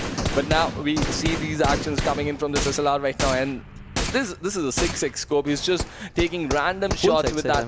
Yeah? Full 6, that's what he's using. Yeah. I mean, perfectly, you can do that on the SLR, right? You have that liberty. You don't have to control the spray through the gyro, and just the full 6-6 is going to give you more control, even more range, and even more accuracy with that scope. And this is an SLR coming in from Cairo, and I would love to see some. I would have my eye on the kill feed for some knocks coming in. Even modified bullet, the vehicle might just be getting some damage, and the coupe is taking some shots as well. Then the tire gets popped off. The tire gets popped off. That coupe is of no use now. The tire has certainly been flattened as now Portal Esports, we just got to see Modified bringing one more knock. That means Rage knows that there are certain teams that are trying to make a come in from different directions. But the Rage is certainly favoring the elevation. That small hillock is certainly favoring for the time for 52 Rage Esports. But this SLR from the sides of Caro has really made a big dent. And that will be one good thing that the teams really had upon. But now it seems that UNB are just trying to pepper down some bullets onto the players. And this is one team that doesn't shy away from taking any fight. But till now, apart from those early skirmishes, we are still in that position where the players are just trying to pincer down the player, just trying to flatten the vehicle, just trying to, relocate, not let the players have a safe passage. But now it seems that now Clarity will be having a good end onto the players of UNF as now they are trying to make a move. Northern side, they are holding the edge of the circle. Dip is where Clarity is finding themselves up to. The fight will be really on. Well, it is really going to be, but just now keep an eye on Modified. The way the game is going to change because of that coup loss that they've done over there. They could have... Oh, shots incoming! Voltrux, he eliminates one of the guy. With that Scar L6s, he's given a lot of damage to Cronus. ZARAR losing on 2 players. Not a good sign, but they've already got 3 kills for their tally, Team QWERTY. But coming back to that point, I think they should have done a really better job in keeping their vehicles intact. When those shots started coming in, they should have realized that the coup is really exposed and you got to really use your vehicles importantly. And that was something that might just hurt them as the circle next circle is just shaped over here. It's going to be really important where they're going to find themselves. Modified for now, they look like they're inside the circle, but do they have enough vehicles? Because the 4th circle has favored you, right? But if the 5th is going to favor or not, that is going to be a completely different ballgame. Exactly, and that, they really need to find some different alternatives, some different route. Do they have enough of vehicle? And that is going to be the one big question. But as soon as the circle has gone for a shift, there is a lot of truckers that is going on, and complete traffic is where we're heading towards on the eastern side of circle. Now, the teams are trying to pincer down the players on the eastern side, and they are making it possible. I8 Reviews brings one knock onto Black, and there we go. Zibyan also brings one knock, and it seems that now Bablu will be completely committing onto the players of UNF as now slowly and steady the fight is building up. But now 1v1 fight, here we go. Wolf brings one more knock and he is certainly on a charge, but it seems that it's just a matter of a moment. A drop shot comes into play and Zibyan puts the final nail in the coffin, and this is what the domination is known for Bablu East. Well, yes, they committed to the fight. All 4 players coming into the equation, making sure that none of the player gets lost over here, and then they get back in all the 4 points from this encounter. This is a mid-game fight that Team Bablu has won, and that is certainly going to add on to their confidence, something that they really needed to get going inside this Miramar game. And who are known as the king of Miramars in the region? It's Team Bablu, and they're just starting to show their colors already as the late game approaches. These are multiple teams inside the closing 4th circle that are finding themselves against each other. Vaz, very close, being pinned down. This is not a good situation for him, and Team Star on a different angle have got really flank positions to deal with, and Fury just charging inside. Where are you going, my friend? And now he goes behind for those ridges, and that's a really better approach. But UAG, they're already looking good, but Team Bablu going down to 52 Rage.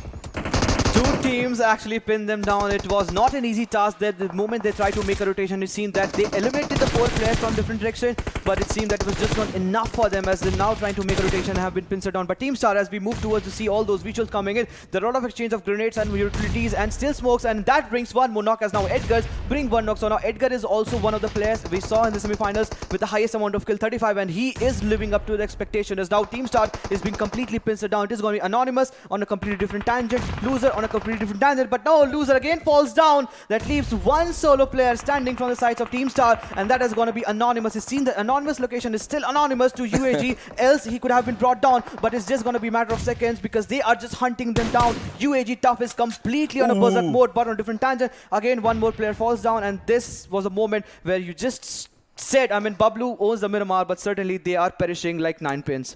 So you're just trying to tell that I cursed them? But the caster's curse is what we are up to. Well, let's see if that's going to be the scene or not, because Bablu, they've already got 4 points in their tally, but they're just down to one last lad who's surviving over there. So this Miramar just might go away from them. But Team QWERTY have got a different story to write in this game as well. They've already got 3 kills under their belt. They've got 4 players alive, and so is IA. They're also looking decent with 2 kills already. They've been so silent, notice, during this mid-game. You know that? What does that mean? That QWERTY is eyeing a comeback. They are on for the chicken over here. Rayman goes down, so Team QWERTY, they really need to read the situation better. And Team Sky just posing a lot of problems for them. Kathir with the red 249 takes Voltrix down. This is a very difficult situation for Team QWERTY to read. enemy group and they're just getting pinned down. That is the vibe. That is the vibe on Team QWERTY. They have been eliminated with those just 3 kills in seconds. I'm cursing teams back to back over here. And let's see how the teams are going to deal with the situation. And there's one more team just entering into the equation very close to where Team Sky is right now. And they're just holding the lines beautifully until Halsey gets picked off. NFP Sky, they really got to deal with the situation better. Otherwise, UAG might just wipe them. They're going to be under a lot of pressure. And this fight is being executed outside the circles. The blue zone is going to be here pretty soon. How are they going to deal with this? Halsey eliminated. Team Sky falling in numbers. And they have been eliminated out of the game. It is Team Grounders Sensi also taking some shots on them. Exactly, the Grounders really made it possible for UAG because they were trying to take up the fight head on head, but all courtesy to obviously the Grounders, and they have brought some real good numbers for them, and they are really pretty strong for them. And 3 killers where the Grounders are standing, and with just the 1 player lot, we are heading towards the 20 minutes of the circle. It is still 21 minutes on the mark, and now UAGTUF, they are moving into the central lines of the circle with just those bruised off vehicle. Is it going to be enough for them? That is going to be the one big question. But for the Esports, they have spotted down. They spotted on the rotation because they brought 1 big player down, and now it seems that this time it is going to be where Edgar has fallen down. Some now grenades and Molotovs have been completely held down. Virus just survives on Super HP, but for how long? No long, as now Daku brings 1 more knock onto the face, and Virus will be completely finished off. And in all those small crates, those blue crates, I mean, this is not looking good. They are in a predicament. They need to find themselves out of that cataclysm, else they will be taken down for sure. Well, Portal Esports have got their eyes on these 2 teams as well. It's not looking a very good situation for either of them. Even Vaz is there inside the backdrop. He's just trying to get his space inside the circle. Dani picks up a kill over there. He's got one of the lads from Modified as well. And now UZM goes down. This is Freestyle versus I8 once again happening. And Blade is looking towards the left-hand side of the kill feed quite often over there. So that means I8 are just getting some more and more kills in their tally. How they have tallied up 6 kills already. Then Crypto coming in with an AUG in this game. Let's see what this lad is going to pull off in this Miramar game. And Freestyle, it looks like they are getting some good numbers. But where are they? Eliminated! Freestyle eliminated, and this is Team I8 dominating over them. Dani is not stopping. Dani is certainly not stopping for the moment as he brings some of the more knocks for the moment, as now North Esports still trying to pin down the players of UAG, but UAG just trying to make a move from the left hand side, but is it going to be enough distance for them? But now Edgar brings 1 more knock, and now Thor goes down. ZARAR Esports on a different tangent has been eliminated, but certainly UAGTUF has certainly got a tough resistance in that area because there were 2 teams, not 2, it was 1 more lad from the side of ZARAR, and that was Vast. But in doing so, it is going to be UAG that have successfully eliminated 1 player last standing. That was obviously Vast, and in doing so, it is going to be not an easy task as he falters down again and again. He perishes down, but in doing so, it is going to be constant pressure that has been built down from the side of Portal Esports, and Momto is looking up to secure more and more kills. 2 is what he's standing at this moment. All 4 players are alive. The circle has shifted away from all these teams, and no other teams is left into the circle. It's a very important thing that North Esports is executing there right now. They know that there is a team just present on top of them, so they're just making sure to block that angle for that team. Look at the use of smokes very close to the place where they are standing. Snow, Ghosta, Zamin, they've just lost Daku for sure, but they've created that good amount of cover for themselves, and now they're trying to pin down this rotation coming in from UAG, and they know that the circle is incoming, and there's going to be a lot of pressure on UAG, for these are 2 points for the taking for North Esports. And let's see, North Esports realizing the situation. They know that Portal Esports will also go into the rotation over there. They're just playing a beautiful game, handling 2 teams at the very same time. This is looking really good from their part, but they've only got 1 kill tallied up. If they continue the good work, they can just tally some more. Are they going to be able to? But Blade and Reviews go down together. I8 once again, they were on Rampage, but they're going down. Is it Crypto to the rescue once again? Are they surviving? I want to know, but somehow we have got no visuals on them, and UZM just takes down Mani over there. So Quraysh Esports on the right hand side, they're taking some damage from I8. Let's see how far they're going to survive. We are getting the visuals from the southeastern side of the map where a lot of fights are actually happening. Grenadier is where UZM stand for the win. 1 kill is what he has secured for the moment, but now North Esports duly noting every sort of rotation coming in from the side of UAG, and Edgar has been spotted out, but this smoke cloud is actually helping him because still the 3 players alive, and they just noticed that Portal Esports has gone away from that ridge that you were mentioning that they need to take care of, but all of a sudden North Esports has eliminated Portal Esports. It's obviously 1 team, but now UAG has gone down, and in doing so, it is going to be now Portal Esports standing on 4 different kills, but 2 more. Crypto on a different tangent, he's also not stopping. Well, he's not stopping because he's got an AUG in his hand. and kills back to back for them. And if I'm calculating correct, they've already tallied up 9 kills in this game. They were targeting a chicken dinner, and that is what we were looking for. But North Esports get eliminated. Portal Esports survive from southern part of the map. And how many players do you have? Look at I8. They've got 14 kills already. This is I8 just creating a different sort of story completely in the Miramar game. They did not get a good opener, but doesn't mean they're not going to have a very good day. The domination does come in from I8. Quraysh goes down, and this is Team Grounders eliminated. The trade has been taken over there, but we are down to 3 teams, out of which we've got 4 players standing from I8 over here. This is not looking a very good situation, but Portal Esports are here. They've got the numbers in their favor. Blade goes down now. Once again, it's down to Crypto. Let's see how he's going to deal with this. And Naden comes, takes down one more player. Crypto is given a good damage to knock through. He's going to capitalize as well, and this is the elimination of Portal Esports. Crypto has just hit them. Look at that. He's using an M4 and also using an AUG, so multiple usage of the 5.56 ammo. He really needs a good regrouping and support from his teammate to regularly supply him the green ammo that he needs right now. Look at the ruckus. I mean, ruckus. Look at the ruckus. There are smokes, there are disburst vehicle, and then we got to see those exclusive drops, and still 4 player alive from the sides of Stalwart. I mean, I8, that is going to be a huge challenge for them, as now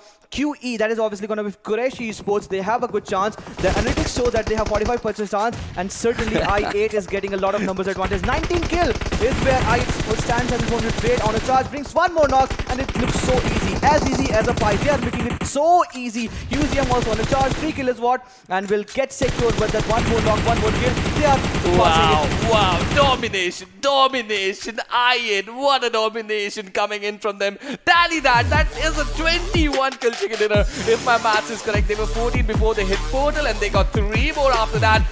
22 kill chicken dinner. What a domination coming in from I8 Esports, and that too in Miramar. We still got an Erangel to go during the day, and anything might happen over there. But I8, they've arrived and announced their arrival already inside the overall rankings. Look at where they're standing. #1 after this game, 37 points. This is the PMCO regional finale opening day, and what a game, what a performance coming in from I8 Esports. It was not their last game, but certainly they made sure that once they are moving towards the area of Miramar, once they are stepping into this desert island, they will not be leaving any stone unturned. 37 total points is mentioned, and more than 3,000 massive damage is what they have taken chunk off in this match. What a game. Talk about domination. You get to see I8 coming up.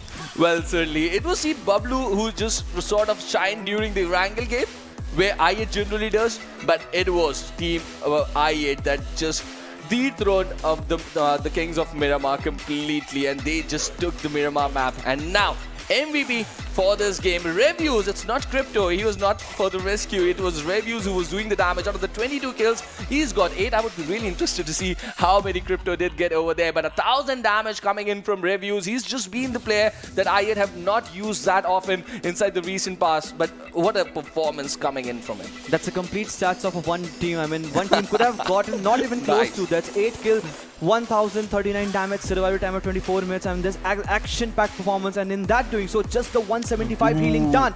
But moving on along, we have the top players, and in there, we got to see Crypto. I mean, you were mentioning this player name. He just got 6 kills, 380 damage, and survival time. That's also pretty decent, because at the end of the day, we just got to see all the 4 players were standing. I mean, they took the fight, they made the domination, they showed why they are here, and still surviving with all the 4 players alive in the last circle. That was just looking unbelievable stuff. They launched themselves onto the overall standings over there, and Reviews with the highest kills, Reviews with the highest damage, and Museum with the maximum assists for his team. He's been the backbone that his team requires, and they just capitalize over his performances, and this has been the standard. Look at those numbers, 37. What an emphatic performance coming in. 22 kills inside this lobby, and they were silent during the mid game.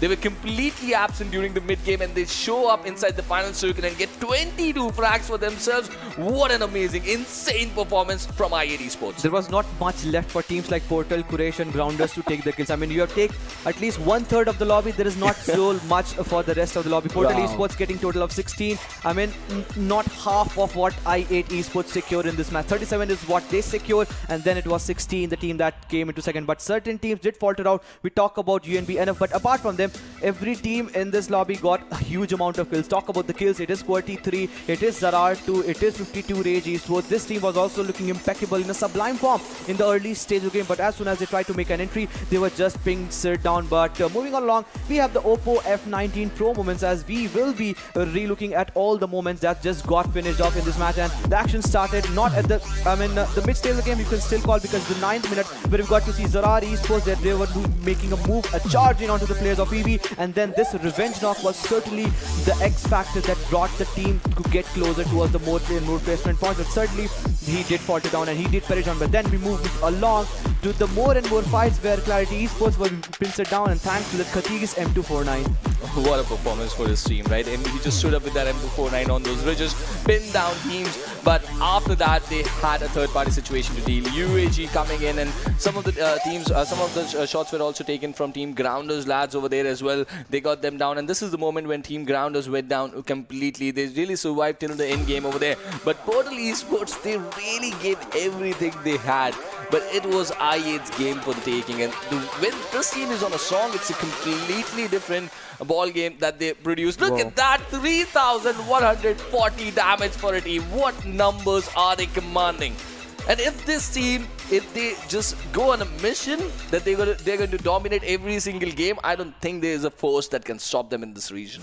Unstoppable. They are completely looking unstoppable. 3,140 damage, and along with that, you have got a huge chunk of kills that they did secure. But not to forget about, obviously it was EV with 1,111 damage and just getting 2 kills. I mean, they did secure a lot of damage. They did make sure that their prisons are failed, but just not enough to get converted in terms of the kill points. But certainly there were other teams. We talk about Portal Esports, 1497 is what they were able to secure. A lot of teams that are pretty much close to us. There's 900 mark is there, 1,000 mark is there, but the way team actually I8 Esports, I mean, they dominated in fashion that was looking just phenomenally well, and that resulted themselves in getting to the top spot with 24 total kills, 16 total points, making a total of 40 is where they stand. And all of a sudden there is a big leap where we get to see the total of 12 point difference between them and Team Sky. Imagine what this team can do, right? They were on the second page before the start of this game, just 3 points, and they were looking to survive on the 13th or 14th hashtag mark. Just one game, 37 points, it puts them right at the spot where they want to be. That is the position that is going to get the PMPL slot by the end of the game number 16. They're already here by the end of game number 2. Are they going to be here by the end of game number 16? That is what the fans are asking right now. But Freestyle just making sure to add up 13 points. It's been really not a very special day for them, but they have really tried hard over here. Let's see how they're going to just capitalize on the remaining 2 matches, and they are just looking to move in the right direction. But let's see, they need to commit. 9 kill is where they stand, a total 10 points. I mean, 90% is where they just secured in terms of kill department. That means they are going strong, they are taking up the fight, they are getting the kill points. It's just the placement points where they are lacking. Just the 1 placement point, 2 matches, but still there are opportunities left for the day, and that is obviously going to be of Sanhok and obviously the last game of Erangel. With this, we are done with 2 games. We are still left with 2, but on the other side of this break. Stay tuned.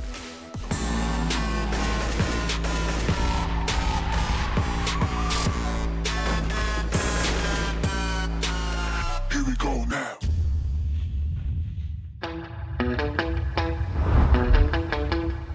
Are you keeping it real? I'm calling shotgun, wanna see my baby run. Oh, what's the word on the sea? Kicking up the dust, you know what I mean. We got a good thing going. We got a good thing going on.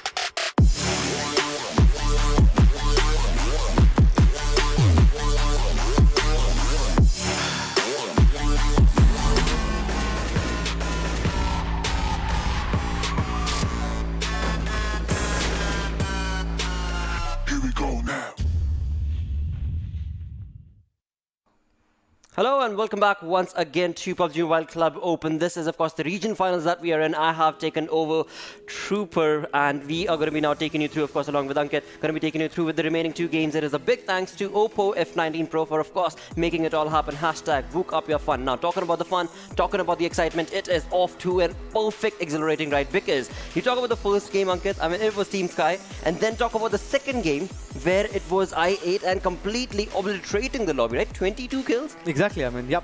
Total 27 total points. Prior to that, this team in the first game, I8 that they played on Erangel, walked away with just the 2 kills and 1 placement point. And now, with the second game that they've showcased on Miramar, a complete decimation to the entire lobby is what they've showcased. But there are, of course, those other teams that are going to be trying to one-up this entire performance that has been showcased from I8, and eventually we shall have to see if that will be allowed itself or not. And that is where, of course, the third map is going to be chiming in, where we will now be jumping on to Sanhok, and of course, that being that much more of a smaller scaled map, things are, I'm hoping, at least keeping my fingers crossed, going to be that much more of fun and aggressive, dominating plays.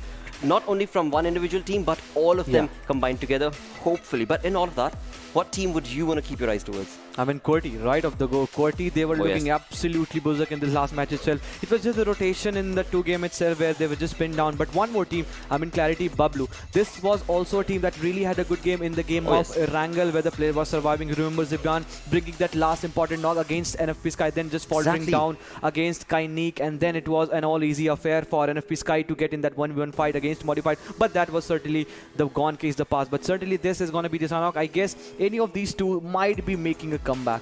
It is possible. It is most certainly possible. But again, to keep things on the playing field itself, to keep things level itself, this is just day number 1. Yes, one team might be able to just completely dominate and obliterate the entirety of the chart, but you do know for a fact that there are other days where the other teams are going to be bringing in that exact sort of an aggressive play against the dominating force. With that, let's get jumping into the game itself. It is going to be on Sanhok, and right off the bat, it is going to be Team QWERTY that Ankit was just mentioning that will be on our screens, and the flight path taking us from the western front, going all the way down south, east, which is going to be towards the docks for the moment. And in doing so, we do see ZARAR taking an early drop from their side and will be, of course, moving on down towards their known comfort location towards Harton for the moment. Indeed, it is going to be. And since you asked about a lot of teams, I mean, ZARAR is also one team that I just want to see how they actually showcase the performance, because Erangel and Miramar itself, they were looking pretty good in terms of the rotation, but somewhere down the line, they just faltered down in terms of the numbers advantage, and slowly and steadily, the players were picked away in terms of totality.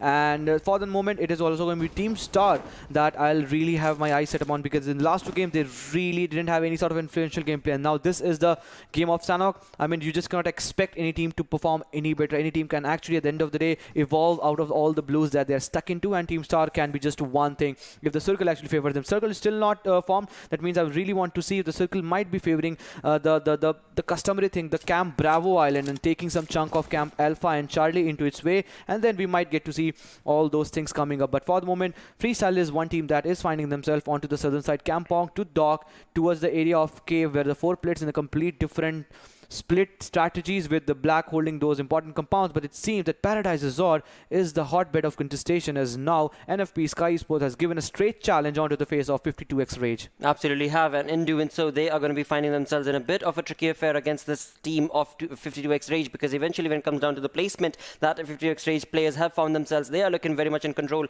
But on the other front, when it comes to NFP, they are a little scattered for the moment, and that of course is going to be the case because they need to be getting their loot segregated for the moment. As we jumped into this entire top view itself, the eagle eye view that was showcased, we did see that one final player from NFP was just at that moment being dropped on into the zone itself. So indeed, when it comes down to the zone, we do have phase 1 being drawn, and it is going to be NFP finding themselves, of course, it is Paradise Resort basically that's going to be finding itself in the center of this phase 1, and across this northern side from Paradise Resort is going to be the Team Star, who are going to be getting themselves, well, pretty spread out towards the cow region for themselves, and it is going to be working for them for now, as there is no other team that will be contesting them for that drop. But other contestations that can be very well expected could very well be brought from the side of Paradise Resort. Yes, as we did see those teams drop on against each other, but as the game rather progresses along, we are going to be keeping our eyes out towards the side of Team QWERTY, because that team, of course, is going to be a dominating force and has been so earlier as well. But now they are going to have to prove that medal, prove that point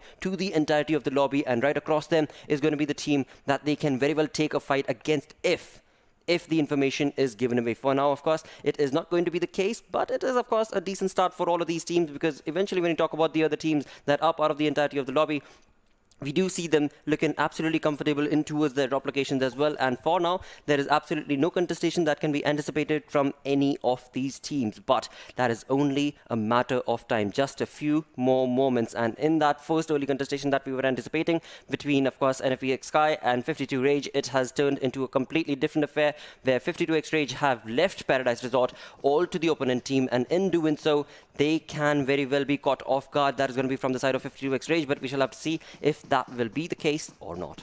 We have to still wait. We have to still wait. As you perfectly mentioned, I mean, teams are evacuating the area of Paradise Road. Now, NFP Esports have also evacuated slowly and steadily, as now they are moving towards where one team is actually positioned. As now slowly and steadily the teams are moving. But talking about the rotations, it seems that Insane is the one from the sides of PES that has find himself onto that Camp Alpha Island, and Portal Esports, I mean, rest of the players will be getting a safe passage, and he was just maneuvered, he was just deployed in the same direction in order to gain a lot of info, and it seems that he has given the information, he has passed the info, and now all the three players will be coming close and will be congregated themselves, and then they might go for the rotation either from the streamline side, or then they can again go for those extreme water rotations, because that is one more possibility we have seen in the past, and that is certainly going to be because for the moment it is obviously going to be NES, the North Esports team Zamin, that is pretty much close to where NFP Sky Esports are present. NFP Sky just evacuated there of Paradise Resort, and moving towards the western side of Paradise Resort is where they might be finding themselves in a skirmish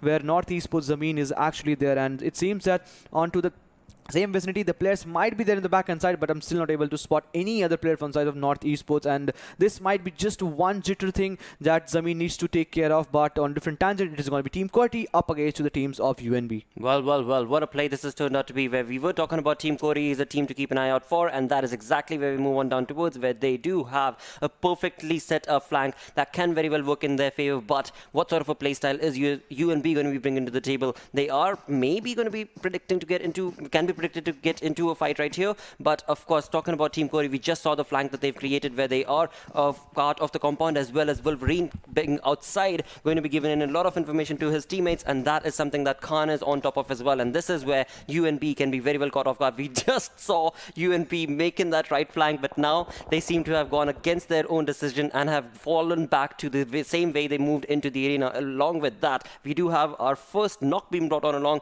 from the side of Modifier, along with which a first airdrop with the AUG and of course the level 3 kit. We just saw the AUG in action in the game of Miramar. I won't be surprised if we get to see the AUG actions back on obviously that's the same Sanhok, but modified bullet has been pulled down, as now they are being hounded upon from different directions. So now 52 Rage was also one team that jumped towards the area of Paradise Resort, but now they are finding themselves in a closer vicinity where modified is also there, where IV is also there present. Amish is on the flank angle, we can get to see in the minimap, and Bubber is getting the revival done. For the moment, it is again the contestation that is happening around the area of bootcamp, where QWERTY is now charging upon to different directions, and it seems that now Team QWERTY have evacuated, and this time it is going to be UNB that will be taking the shelter of the area of bootcamp. Well, what a play. What a play being showcased from these two teams. It was so very close to a very nefarious affair that could have been set in stone for these two, but it seems like that will not be the case, as Stalemate will get the better half of this fight, and both these teams will be walking away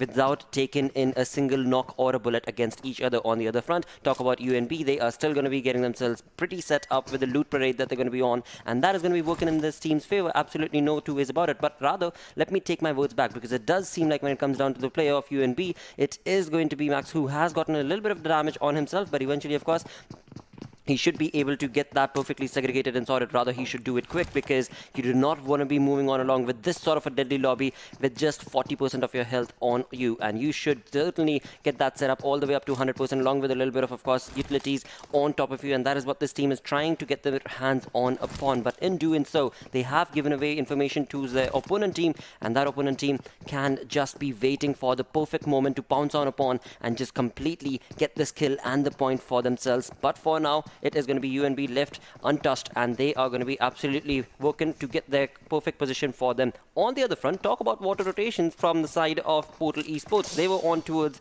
the western front, but it seems like they are, as soon as I bring in the name, the caster's curse has been brought in. This is on you, Ankit, because you made me notice that, and as soon as I brought that along, it is Portal Esports that is on the receiving end. ZARAR on a charge. They have spotted down rotation, and in doing so, it is going to be one team that is making close in, and this is going to be TG. That is going to be the grounders. All the 4 players are making a close in slowly and steadily, and this is looking like a deadly fight that is erupting on the northern side, around the Bay Area side, where the fight is still on, and ZARAR Esports Serious is trying to give a huge amount of serious blow onto the players, and it is going to be Baby that will be spotted down for a moment. He was, and we got to see 1 knock secured, 1 kill secured in terms of ZARAR Esports. For the backhand side, it is obviously going to be TGs of the grounders, and we just talked about all the 4 players in the same boat, not looking good for them, but certainly the players are in different pitch situation as now they have left the board, and this is one good thing for the moment, as we just got to see, and the distance is still enough for the players to bring that knock. Absolutely. For now, it seems like Serious from the side of ZARAR Esports have certainly created a perfect sort of an eventual perfect event where they can very well convert this fight for themselves. They've been able to get that 1 kill confirmed, but now it seems like a Barbie is not looking too good, because Portal Esports is a Baby is certainly going to be caught, and eventually when he tries to just get himself sneaking up to the surface to catch a little bit of that breath, well, that is when he's certainly going to be catching a little bit of breath along with a bullet right to the head, and that is when things can be got on to a very different approach that, of course, Portal Esports were not anticipating. On the other front, we did just see that the grounders were also making that rotation, and their teammate Shaptar was on the other front altogether. So it could very well be the case that the grounders might get the better half of this fight, because ZARAR, by taking the fight to the face of both these teams, have given away their position, and in doing so, Portal Esports' player, well, thankfully, they are going to be able to get themselves to the edge, but will it be enough? Because on the other front of the entire saga that we are looking at right here on our screens, it is going to be once again I8 chiming it along into the kill feed. But on the other front, youch moment for Portal Esports. He was so close, yet so far. Mom2 goes down, Mom2 goes down, and we know that knock gets completely converted into a kill as you are find himself in the water. But the Clarity Esports team, they are trying to take the fight reviews. A lot of bullets is peppered onto his head, and that's resulting himself getting a lot of bruise helmets. For the moment, it's going to be Clarity Esports. The Wolf player has been given the revival, but in doing so, it is going to be a lot of more team that are trying in the same vicinity, as now Modified is also trying to make a come in from the northeastern side, where the Clarity Esports is trying to take the fight. Wolf need those revivals. He has got the revival. He has got the revival, and he just need to patch himself up. But still, the fight between Clarity Esports and I8 is still far-fetched. That the distance is more than, I guess, 200 meters, and it's still a semi to long more than that to fight that meters that we just talked about. And it seems that now Clarity Esports might be just falling themselves away from the situation, with Zbian falling themselves into the prone position with a lot of vehicles around the same position. It seems that now Quraysh is also present on the backhand side, and standby situations where I can expect Clarity Esports that can be pinned down at this point. Well, this is turning into an interesting fight where, of course, Clarity Esports as well as IET have given away the information against each other. But now, when it comes down to the positioning that these two teams find themselves in, it is far, far apart indeed, and that is what the cover can be working in these teams' favor. But again, IET Esports is not one to back down, and they are going to be absolutely pincering down whatever team that they find their crosses towards. As of now, they are looking pretty comfortable in this 11-minute we are at with the second phase of this entire saga. 16 teams are all alive, but for how long? Because after all, this is the map of Sanhok. We do know third parties is what this map is known for, and the way these teams are absolutely obliterating the competitions, they are waiting for that moment on this map to get started about, and that is going to take not more than 4 to 5 minutes, where indeed for the moment it is going to be a little bit of a stalemate situation where these teams find themselves in, and it seems like Quraysh are going to be the ones who might just be spotted on from the side of Clarity Esports Zbian, but it will be or not. Well, for now, it is certainly not turning out to be the case. But on the other front, it seems like IET Esports' Crypto has moved his intention towards another team altogether, moving on to the map itself. Portal Esports' players have found themselves, the two players, Insane and Mom2 from the car region, will be making on that rotation. On the other front, when you talk about ZARAR, they are also getting that much more closer towards the comfort of the zone. And as they do so, we are looking at the team, the Grounders as well, with all 4 players alive. We saw them make a water rotation behind Portal Esports itself, and all 4 players have been able to do so, and in doing that they have been able to actually get onto the land. But now it is a long rotation that they're going to have to make. But on the other front, it is ZARAR who are trying to get into the comfort of the zone, that have been caught off guard thanks to, of course, North Esports from the looks of it, and it is going to be Snow as well as his teammate who are going to be completely stopping ZARAR Esports in their track, and not only stopping, they're going to be confirming a point. That is going to be Coronas going down, and now ZARAR Esports have not gotten the best half of this fight, because they need to be very, very careful. Bonga right here is the one who is leading the charge, and his two two teammates, Cyrus as well as Vaz, are going to be trying to create a flank, but they need to get into the zone as well. Time is running out. 36 seconds before that blue zone is going to start constricting. The way they are positioning themselves, Vaz and Cyrus, it seems that they are just trying to reroute themselves. For the moment, it is going to be again Bonga, who is not trying to reroute, and it seems that Zameen Knock has been secured by some different teams, but he was found in the open position and not realizing the fact that still Bonga is holding that small little rock that he was taking a shelter for the last moment. But in doing so, it is going to be 126 meter is what they need to travel. Along with that, there are multiple teams in the same vicinity, and we just got to see that circle shift. I mean, from the northern side, it was looking an easy affair for for PMCO Esports that will be making a big dent onto each and every team that will be making a move. And from the north, it is going to be ZARAR, it is going to be North Esports, it's going to be multiple teams. Talk about team stars, 3 teams there are at least, and they are not far away. That's just 86 meter, but still this is going to be a challenging task. This is going to be a daunting task, as now Ghosta is finding himself in a closer vicinity where now ZARAR Esports are just making a rotation with 3 players going leading on the charge. It's again Bonga that is leading the charge for the moment, as now Vaz is making slowly and steady close in where the other players are aligned for the moment. Absolutely. I mean, you have to commend ZARAR's approach right there. They saw the fight, they took the kill, and then completely backed out of that situation because they knew the compound that NES were in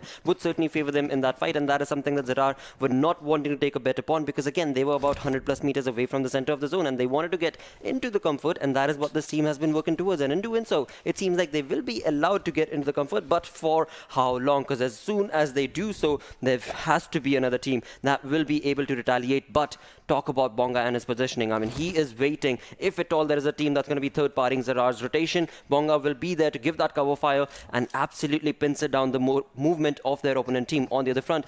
Talk about the way ZARAR rotation is being made. As soon as they get themselves down towards this island itself, north of boot camp, they will be right behind NFPX and NFPX, if they are not careful, well, hold on, no, we can clearly see that that triangle, white triangle, is going to be looking on exactly towards the side of ZARAR, and that is something that NFPX Ash is keeping his eye out towards. So a well-aware team is what is being showcased from Team Sky. But no one is interested in getting hold of Bootcamp, and that is one thing that is really intriguing me at this moment, because you know Bootcamp is aware where they got to see the eastern edges. If that controlled by any team, if you are in Bootcamp, it's okay, but once the circle shifts away from it, you really need to find yourself away from the position. In that, it is really a daunting task. It seems that is going to be the only case why no one is obviously seen fascinated in getting control of the Bootcamp. But as the circle will be going a shift, just imagine if the circle tends to go towards the area of Bootcamp, most of the teams, most of the players will find themselves in the same position. But for the moment, it is again NFPX that is just trying to pin down the players that we just talked about a moment ago. They are just not allowing any team to make a move into the circle, as now Team Star is being pinched down in the same rotation, and in a long far-fetched fight, it is going to be the Grounders that is also coming in slowly and steady. But Team QWERTY is slowly and patiently waiting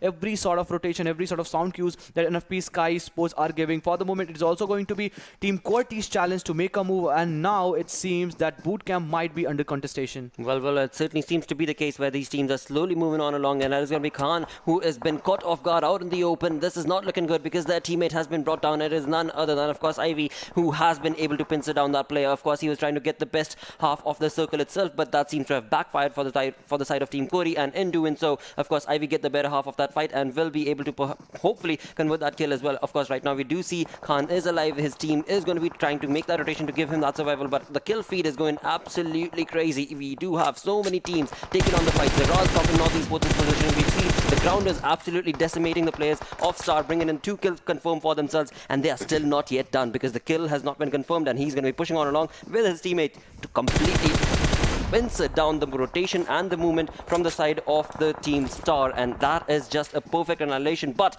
talk about these kill feeds and as well as these teams, none of them find themselves in the comfort of the zone. It's third parties all the way through, of course, Sanhok. Indeed it is. I mean, these are the third parties. These are sandwich situation that you preempt, you expect to happen, and we are getting to see it now. ZARAR's Bonga has fallen down thanks to that onslaught that is coming in from the side of NFPX Esports. But in the fight that is happening still, it is going to be Clarity that has been completely bring down. The onslaught is coming in. It's now Tough takes the fight, and he tried to bring one knock, but thanks to that onslaught that is coming in from the side of Clarity Esports, now Zibyan is the one that is really trying to rescue all the players, and 1 kill is what he tried to secure. With all the players falling down, it is going to be the one pair. It seems that Edgar is giving the revival, but Clarity Esports need to sense the gravity of the situation, and this is the right moment to push. If they do, they will be the one that will getting the better half of this fight. But it seems that Dani, after the revival is being done, they won't be allowing UAG to actually flourish in this area. Absolutely.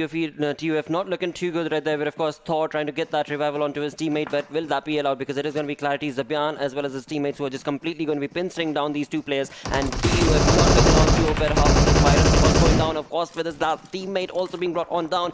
2-second affair is what that was, and in doing so, it is, of course, going to be Clarity Esports who get the better half of this entire saga with 4 kills confirmed for themselves. The kill feed is still not yet done as teams try and just pincer down those rotations. It is going to be FS Malik right there bringing in the rotation and stopping 52X in their tracks as the rage that they were trying to hopefully bring in has been completely decimated them. On the other front, Portal Esports' Mom2 and his teammate, well, they were trying to get into the zone. They were on the run for quite a long time, but now it is Mom2 all by himself who has been able to take down Knight from the side of Grounders, but the kill has not been confirmed. He better be able to do something really quickly, otherwise he's going to be sent back into the lobby with 0 kills on the other front, as the Grounders, also a team that wanted to get into the zone itself, has been pincered down, and it is ZARAR taking the better half of that entire saga. With that, it is Shapter who is left all by himself 190 meters away from the zone. This is not looking good. He of course does have 5 first aids along with the smoke working for him, but will that all be his gameplay in this map of Sanhok?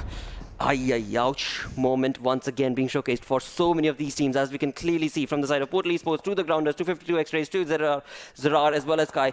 These teams find themselves outside the zone, and the ones that are in, they are going to be absolutely pincering them down one by one. Exactly. I mean, Portal Esports, Mom2 still survives in all these fights that are still happening. But Modified, as we just talked to see, I mean, this is one team, it seems that is the only team coming in from the northeastern side that is still in the circle with still players just trying to pin down the players. And they know that this can be the perfect gatekeep situation. And realizing the fact Mom2 has been taken down, 4 kill is what they stand for the moment. And wisely, they are now marching towards the edge of the circle with 1 player deployed into central line of the circle. The 3 players are just guarding the edge of the circle, the northeastern edge. And in that, it was an elimination for Portal Esports. Just a 2 kill is what they secured, but now I8 versus Clarity, we are getting to see a second time in this map of obviously Sanhok. In the early stage of the game, we just got to see I8 versus Clarity, but the fight disengaged. But thankfully this time it is going to be a fight that will be head on head, and now one team that is really trying to make a move into the circle, and that is going to be of I8, and in doing so it is going to be a big challenge up against them at the big wall in name of Clarity Esports. Bablu is just trying to pin them down, but in return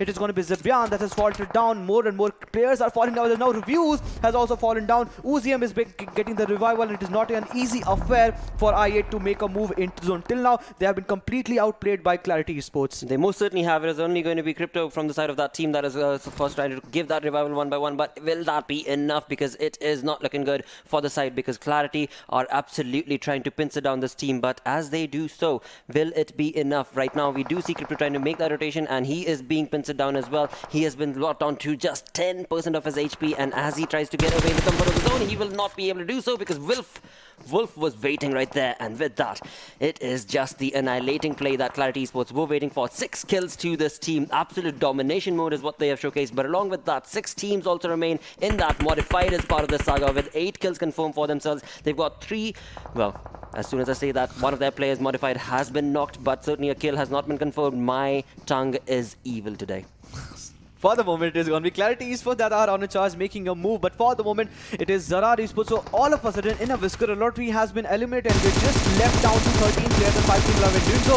It is going to be one more player going down, and it seems that Quraysh Esports are on the receiving end as just the one player still survives. Will it be enough for him to give a resistance? We have to still wait for that, as now Clarity Esports is just looking unstoppable for the moment. Bablu Dani is on a charge, and from the back hand side, it is going to be other player that will be giving a complete cover fire with 420. We got to see he is trying to give the cover fire, and Bilal is still bleeding up slowly and steadily, and Money, it seems that he has left abandoned, but leaving abandoned is one thing, and just trying to survive in the situation is not going to be enough for him, as he has been taken care of.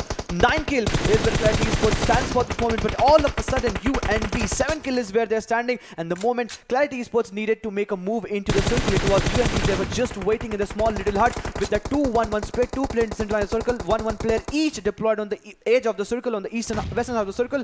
They are looking pretty strong at the moment. I mean, nothing can just take away if they just do some sort of rookie mistake. That is the only one thing that might be hurting their chance in getting secured with that chicken run. 9 kill, one more. Bablu Wolf goes down, and that makes an elimination for obviously for Clarity. Well, what a way this has turned out to be, where Modified were looking absolutely good and supreme. It was, of course, Clarity Esports that were raining in bullets against their opponents, but now it seems like the charts have turned, the stars have aligned, and it is going to be none other than UNB that these stars are going to be, of course, Well, very happy with, because they've got 9 kills confirmed for themselves. All 4 players still alive. Modified, just 2 players surviving. They are going to try and get in the zone, but will they be allowed to do so? Because it seems like Max is going to be waiting. And as soon as Modified tries to retaliate, they've given away the information. And now Max knows exactly where that team is. And he is going to get outside the zone to get into the flank. Is this going to be the decision that was supposed to be made? Max, this is not looking good for you, mate. You will be able to get that kill. Well, the knock will certainly be confirmed against the player, which is going to be Bullet. But you better be getting into the zone, mate, because eventually when it comes down to the play that has been showcased right here, it was absolutely a bet. It was a bet from the side of Max, but it has worked in the dude's favor. He has been able to get that 1 kill confirmed, thus leaving Modified outside the zone, and FS's one final player is the only man surviving into the comfort of the zone itself, and UNB are absolutely on an onslaught to completely decimate their opponents, but in doing so, it is going to be, of course, Malik that they will be able to catch as well, the final player from FS. With that, a chicken dinner with amazing turnover wins from the side of UNB itself. What a perfect play that was showcased from this team. They were able to walk away with 12 kills, 1,287 damage dished out throughout the entire moment that was created from them, and 27 points is what they walk away with. That's resulting then on the 5th in the overall standings. A perfect, no-fear gameplay being showcased from UNB. A chicken is what all you need. I mean, indeed, it was 12 kills that they did secure and 12-15 based on 27. A total of 27 will be helping them in the course, and they are now finding themselves at the top 5 at this moment, because the last 2 games itself, that was certainly not the game, but once they made a move into this game of Sanhok, they were looking pretty strong right through off the go, and once they find themselves into the latter half of the game, it was an all easy affair for them. And downtown towards the 8th zone, 9th zone, we just saw the player were just not eliminating, they were hunting down the player. Talk about the players of Modified, they were just trying to hunt down the player. It could have been an easy task for them just to let go and just ignore the players, because they were knowing the exact positioning. First it was Deadshot that just went in the blues, and there were just no stopping for them, and then it was sad state of affairs for Priestess, last player that was still alive. And the numbers advantage, every time you play any sort of battle royale, any sort of game, any sort of map, it's the numbers advantage. If it is favoring you, there is a high probability chance that you will getting that chicken, and in that it was an easy task for UNB to get the chicken. Eventually it was not an easy, but they made it look so easy for us. So true, so true. I mean, you've got the number advantage, you've got the circle working in your favor. There's no way that you should be able to not get that chicken dinner, and in doing so, of course, we do move on to the most valuable player coming in from the game. It is going to be none other than, of course, Max right here from the side of the UNB with 5 kills, 1 assist, 695 damage that he was able to dish out in the 22.5-minute saga that he was a part of on this map of Sanhok. A beautiful play being showcased from the lad, because he was the one who went outside the zone, took the bet to get outside the zone into the blue, and then take a kill from the side of course, Modified. Bullet being brought down, and then eventually, of course, it was FS Malik who was also brought on down, thus giving them the perfect play and spray that they were waiting for. With that, we move on to the top players list, where of course we do have Max right there on the first, but following him very closely is going to be Wolf from the side of QWERTY Esports. We saw this dude just jumping from across that board behind the rock to take their skills for himself. 3 kills to the name with 712 damage that he dished out. So a lot of onslaught that he brought to so many of the teams. Clarity, we talked about this team, right? And this is the one guy, Bablu Wolf, that really made it look possible in the last 2 game itself. And once he stepped in this game of Sanhok itself, right off the goal, he really stepped up and made a mark for himself. But moving along, we have the match summary, where we got to see a lot of players from different teams featuring in different sort of start. Talk about maximum sit. We have Modified's Babbar, and then we have Malik, the most utilities used, and then we have highest damage, Clarity, Bablu Wolf. So a lot of players that really made their influential gameplay, and this is one good thing that really happened, because in this last game itself, it was a complete domination by I8, and since before the start of the game itself, you mentioned that there need to be some sort of a balancing thing, and this is where a lot of team has actually chimed upon. So true. So true. I mean, again, I did say my tongue is a little evil today, but it seems to be working.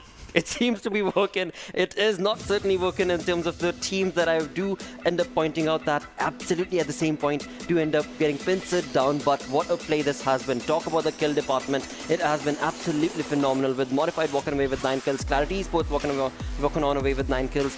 Freestyle working towards the placement point, of course, because the numbers advantage was not in their favor, but of course Malik played his cards right, and thus resulted in his team walking away with the 15 points from this game. Indeed it is. I mean, the grounders, you really need to remember the sort of rotation they did. There was complete sort of water rotation. In doing so, it was them that really got pinned down. They tried to take up the fight. They really got a backstab onto the players that was really making a move. It was Team Star, if I'm not wrong, that really them backstabbed them, and in doing so, they were the one that got those important 3 kills. But then it was just not enough for them, because as soon as they were making a move into the circle, it was Team Clarity that was just trying to pin them down, and it was all game end for them. But before that, it was Team QWERTY that I really had my eyes set upon, but just the one total placement points and one total point was what they were able to secure. Tough, it was a tough luck affair for this match for them. Absolutely. With that, let's of course reminiscent for all of these fights that was so gracefully taken from all the teams in the lobby. It is going to be the time to bring in the Oppo F19 Pro moments, where we jump on into directly the 17th minute marker, where the kill department went absolutely berserk, because there were 15 teams remaining into the 4th phase itself, where we do see clearly that it was TUF trying to take on a fight in an onslaught, but sadly, of course, they were pinned down. And as the journey progressed on along, this is where Modified just utilized the position of their compound, of course, against the rotation of so many teams, and were able to get so many points for themselves. Clarity completely decimated. I mean, Quraysh Esports, they were looking good as soon as with the 2 players, but as soon as Clarity Esports shined upon to the scene, it was just a game, and then it was UNBxNF from the sides of UNB with that aggressive. I mean, we were just questioning about those sort of rotation and those sort of going out of the blue, but he really made it look possible. And the courage all these players holds, that's where you get a lot of kills, that's where you get a lot of total points at the end of the day. That's what it matters. And talking about what matters, it is going to be total damage. What matters for the moment is now Clarity Esports, that is going to be Team Bablu.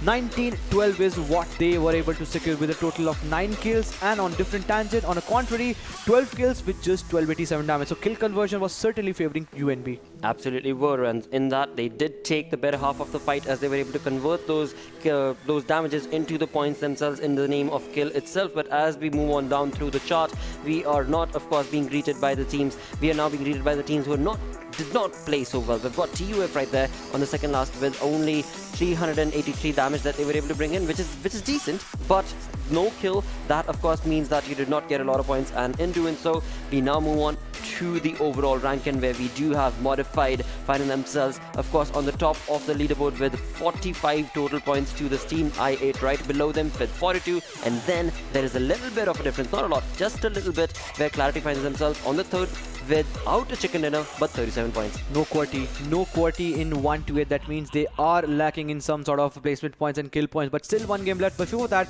we just saw Modified some consistent gameplay. They don't have any chicken whatsoever. Still 30 placement points. On an average, they have secured 10 placement points in every match, and then 15 in terms of kills, what they have secured for this moment, and that resulted in total of 45 points. And we just got to see Team QWERTY. We're talking about Team QWERTY, 3 matches, 9 kill itself, and a total of 11 points. Certainly the kill department is where they are just hungry enough to get a total lot of placement points, and somewhere down the line they're just faltering down and just losing out to the members, and thus not getting a lot of placement points, and just 11 points. With that, they were finding themselves at 14-15 position. Certainly not the start that Team QWERTY were looking for. Most certainly, but then again, we do know that the lads coming in from the side of Team QWERTY, from Khan to Wolverine and the likes, they're all absolutely perfect when it comes to the spray and play that they bring in. Perhaps this is just day number 1, so we can anticipate that hopefully they'll be bringing in that perfect domination that is expected from them, perhaps in the final game or even from tomorrow. But with that, all I'm trying to say is there are so many opportunities remaining, but one final opportunity that will be remaining for the day is going to be on Erangel. But before we do so, it's time to go on to that short break. We'll be right back.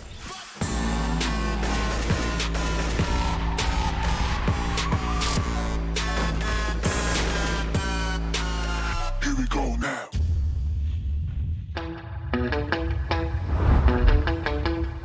Are you keeping it real? I'm calling shotgun, wanna see my baby run. Oh, what's the word on the sea? Kicking up the dust, you know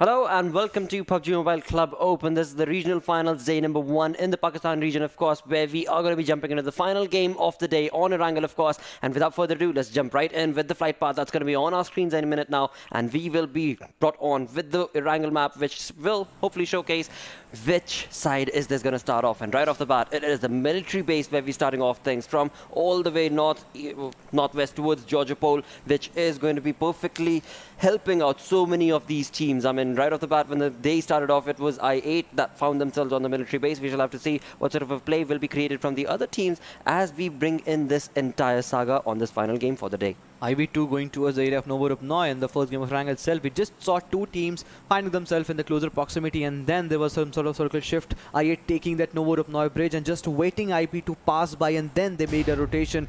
This is all sort of a gameplay that we got to see. But as soon as the players are jumping off, it is obviously going to be NFP that really jump off to the area of Ferry Pier, and the split, the 3-1 split that has actually favored them. But the question still remains.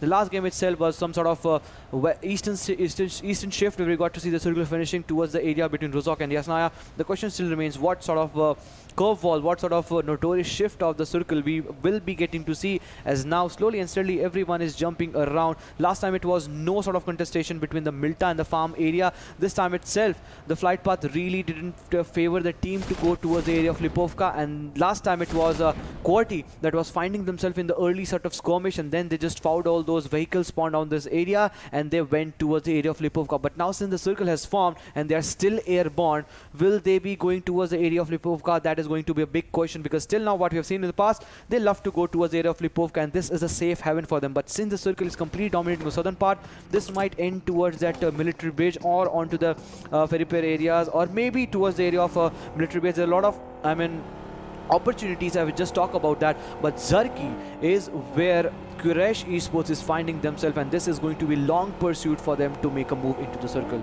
Absolutely. Good point. Good point right there. Talking about Quraysh itself, because we're reaching at the end of the day itself, let's start off that conversation from the teams that have not been showcasing a perfect play in terms of the games that they've been able to showcase right now. And Quraysh is going to be one of those teams that has not really been able to bring in that sort of a play style that has been working in this lobby for them. But again, this being just the first day, we can give them that leeway to all of these teams, in fact, is what I would say. Give them that leeway that they are just absolutely testing the waters, simply put. And as they test those waters, hopefully tomorrow they come out with flying colors, because that is what is anticipated from their fans as well as us. But on the other front, we have Team QWERTY, another team that has not been bringing in that best play for themselves as they make that rotation across the shelter region. In the individual vehicles that they find themselves in, it is going to be absolutely perfect kind of a rotation that will be working in that team's favor. But they better hurry up, because, well, they are looking absolutely in control of what they are bringing up and what they're up about, but they do need to be able to get towards wherever their final destination is and get those loot segregated for themselves, because there are other teams on the other front where we move on down towards the southern part, which is going to be on the military base, where we do see UAGxTUF, who are going to be getting themselves absolutely acclimated with all the perfect loot that is set up all by themselves. And look at that play. Wow. I mean, that is just perfect loot that they have been able to segregate in just 3.5 minutes, and already onto a bridge camp position. Amazing swift skills being showcased from this thing. That too with an ease. We didn't got to see what sort of rotation they were trying to do with Crypto holding that angle. He's just the one player in that position, and he's just scouting all this area. Just won't be allowing anyone if they try to make a move. But we need to talk about obviously this team. Obviously UAGxTUF. The team really had a very tough day in terms of the total points that they were able to secure till now. It is not sort of a settled gameplay that they were looking up to. Georgiapol is where they are finding themselves, the city area rather, and the player in a split situation with some players on a backhand side. We can get to see hospital areas where they are positioned, and 800 centimeter is what they need to travel. It is going to be a tough task, because there are a lot of teams that are available around those QWERTY and around those Gutka split, and if they have to make a rotation, they have to meticulously plan it, rather they would fall down. But as soon as we get to see, Blade is also on a charge with the help of Coop RB. He is getting all those loot acclimated for himself. But what sort of loot would Crypto would have got just in the 3rd minute of the game, because the players from the sides of UAGxTUF are still looting, but Crypto was on a charge, was just trying to create that X factor, that surprise element for each and everyone, just in case if any team decides to make a move in the early stage of the game, UAGxTUF is still ready. Exactly. And I think that that decision is being made based on the circle itself, based on the first phase itself, where we do have quite a chunk of the military zone that is being selected to be a part of the first phase. And of course, Crypto has to be placed right there to be able to get that information. If at all another team tries to make that early rotation onto the military base, that team of UAGxTUF needs to be aware, and that is where, of course, Crypto comes in with that perfect, decent loot that has been able to set up for himself, and of course that information that he will be able to communicate to his teammates, as the teammates we were looking at were absolutely looking abysmal in terms of the loot that they were able to get themselves found out across the entirety of the military base, looking phenomenal. But for now, of course, that is what is going to be based on what sort of a rotation will the phase be making. As of now, we do have TUF on our screens, and they are making a rotation across the hospital region right now, and through the apartments they go across. They are going to be looking perfect as well, because they've got all of them separated and segregated in 3 individual vehicles, whereas we do see Virus, who is not in a vehicle, who has perhaps already pushed on forth towards the compound that they're going to be rushing on towards on the other front. It is going to be 52xRage on our screens for now. The team really had a very good day in terms of total points that they were securing, be it be kill, be it with the placement points. But certainly they really need to up their ante, because this is going to be the last game for day 1. Obviously itself, every team will be getting those 16 games, and 1/4 will be getting vanquished once they will be getting the final game of this day today. And we just saw, I mean, the teams were making a rotation. It was tough that were making a rotation, that they choose exactly the side of Gutka and QWERTY split. That seems that they are trying to make a move, rather not go to the area of Pachinki or maybe to the area of Rozok. Rather they will be taking all those western side of those circle, and then they will making a move into the circle. But for the moment, Edgar is also on the charge, as all the players are going slowly and steady. But on different tangent, QWERTY has got that first blood, and this time it is going to be Pablo, obviously a 420 boy, and this is one big dent onto the face of Quraysh. We talked about Quraysh in the early stage of the game.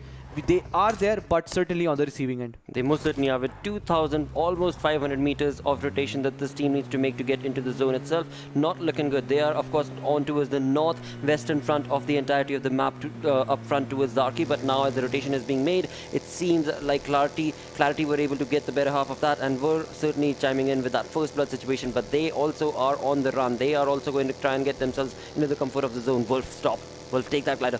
All right, he's not going to do that. Of course, it is just one of those perfect moments that is being showcased. The beauty of Erangel is showcased, especially when it comes down to that glider approach that one of these players ends up doing. But of course, that is just giving away the information to the entirety of the lobby, and something that not a lot of teams end up deciding. There are only seldom few teams that end up doing so. But in doing so, they do give us those perfect, beautiful spots and scenic views of this beautiful map of Sanhok. But again, never mind that beauty, because after all, we're here for the aggressive stance that these teams end up making, and in that, it is going to be Clarity who has taken that aggressive stance and find themselves in the edge of the zone. And as they do so, now they're probably going to just get themselves acclimated onto that spot itself, and will be waiting for other teams to make a rotation from the way that that team likes to play on the other front. Quraysh Esports on our screens do get themselves in the comfort of the zone for the moment, but what sort of position will they find themselves? It seems like so very close to Clarity Esports once again. They are ripped apart. All the three players are in completely different split. One player is in different directions. One player is completely close to where Clarity Esports is positioned. One player we just got to see making a move onto the area of Georgiapol Island. I mean, this is not good thing. This is not the way you actually try to play this lobby, because there are big teams. There are I8, there are Clarity Esports, and even find if they spots a pixel of you, one player can be easily extreme cornered in the situation. It seems that now the players are on run with Bablu Dani just trying to get a lot of info with the help of the Ridge. He's maneuvering his McLaren in a very beautiful way, but for the moment Zabyan is the one. It seems that he has got a lot of dent, as the Quraysh Esports player just stopped in for a moment, but as soon as Clarity Esports danger was there, it seems that now the danger has been averted, as slowly and steadily Quraysh Esports, the purple marker players, are making a move into the circle. But this is the moment of the truth that will actually seal the fate for a lot of teams, whether they need to actually survive on this main island or downtown go towards the area of military base. But still, it seems that PUBG God will be leaving a lot of things to get unveiled in the next shift, as now NFP has completely camped this situation for I8 to make a move. If they try to make a move to the northern circle, to the northern half of the island, they have to make some different sort of strategies. They most certainly will have to. On the other front, talk about Portly Esports, who find themselves absolutely to the southern front of the military base altogether, and right across that flank angle is going to be Ivy making that rotation as well. An interesting play being showcased from the side of Portly Esports as well as Ivy, but in doing so, as they get their vehicles closer and closer towards the players of I8, things are going to get pretty tricky for both of these teams, because I8 is most certainly going to be retaliating. From the looks of the zone itself, I do want to be able to see that bridge camp sort of a situation working in these teams' favor, and the zone to absolutely just pincer that bridge down, where indeed those ridges are going to be what the final game will move on down towards. But again, that is a conversation for next few minutes, rather to be taken in the next few minutes, as we'll find out what the zone is going to be planning for these teams. For the moment, it is going to be from the looks of NFPX guys players. They are probably getting themselves in the vehicle and getting away from the position. It is not confirmed yet, but confirmed is the fact that, of course, Ivy as well as Portly Esports will be getting into the comfort of the zone, and as they do so, it is going to be a tough situation for Portly Esports for the moment to get themselves into the zone itself, because it is going to be two teams, I8 as well as Flex, that they are going to have to get through.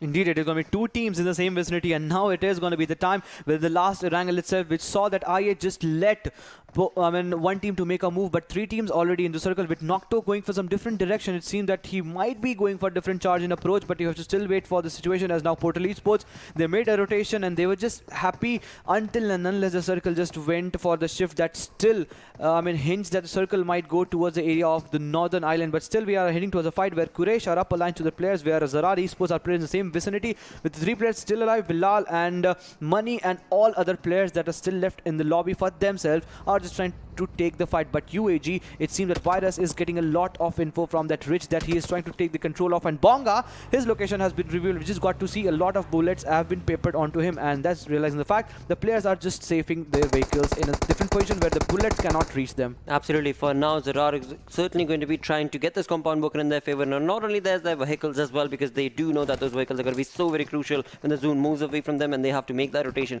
But on the other front itself, it is going to be, of course, as was mentioned mentioned by Ankit. Quraysh, who find themselves very close to ZARAR, and it is not going to be an easy compound for them to just completely take control of, because there are so many teams that are going to be keeping an eye out towards that compound of ZARAR, and not only ZARAR but Quraysh's compound as well. And when it comes to Quraysh Esports' compound, they are a 3-man squad who need to be better synergized in terms of the way they are going to be trying to retaliate the onslaught that will be brought from their competitors. Eventually, when it comes to the play style itself, for the moment we're only 12 minutes in, so the teams are taking a slow, low-key poke into the play, into the bloodlust that is being showcased on this map of Erangel on the first game. But right now, again, like I said, it is a slow poke sort of a situation, but of course it is the information that is going to be reigning in supreme for so many of these teams, because the information is what will then convert into a good fight or a bad one. They're just waiting. They are just waiting. Once the circle go for a shift, maybe they can just go all guns blazing. But before that, they're just not taking the chance whatsoever. This circle shift will eventually decide the fate, that what sort of team, what sort of rotation will be making in the circle. Made a shift toward the northern island,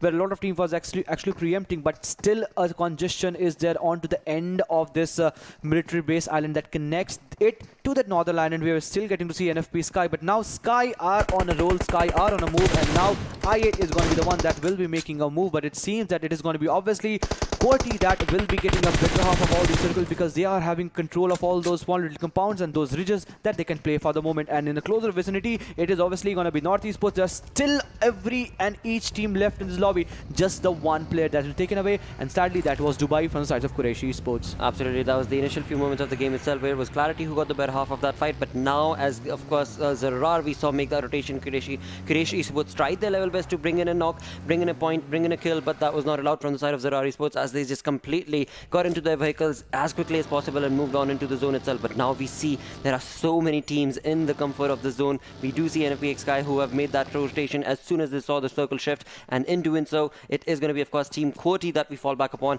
who have found themselves in the center of this entire saga. But in that, when it comes down to the placement that they found themselves, this is looking like a tricky affair for them to be able to just completely obliterate the competition, because they are going to be caught out in the open. On the other front, it is Clarity chiming in against the players of Quraysh Esports once again, as Quraysh makes that rotation from the looks of it. Indeed, it is going to be the case, but for the moment, it is ZARAR on the receiving end, as now Star has trying to pull them down, as now ZARAR is going down slowly and steadily. One player has been completely eliminated, and now Star is on a charge, with Fury getting the important trench for his favor. It seems that now Bonga has spotted him down, as grenade was lobbed in onto his face, that was brought in Fury to just 20 HP surviving for the moment. But Anonymous, Loser and Gyro are getting a lot of info, and they know there is one team in the same vicinity, in a closer proximity I would rather say, and Bonga was wise enough to get himself away from that broken wall, and thus resulting himself alive for the moment. And Vaz has gone down. That means the X-Factor player that has really made it possible for ZARAR Esports to survive in this sort of lobby has been taken away, but still 3 players are left on that side, and this is something that can really hurt them. Well, for now it is going to be Star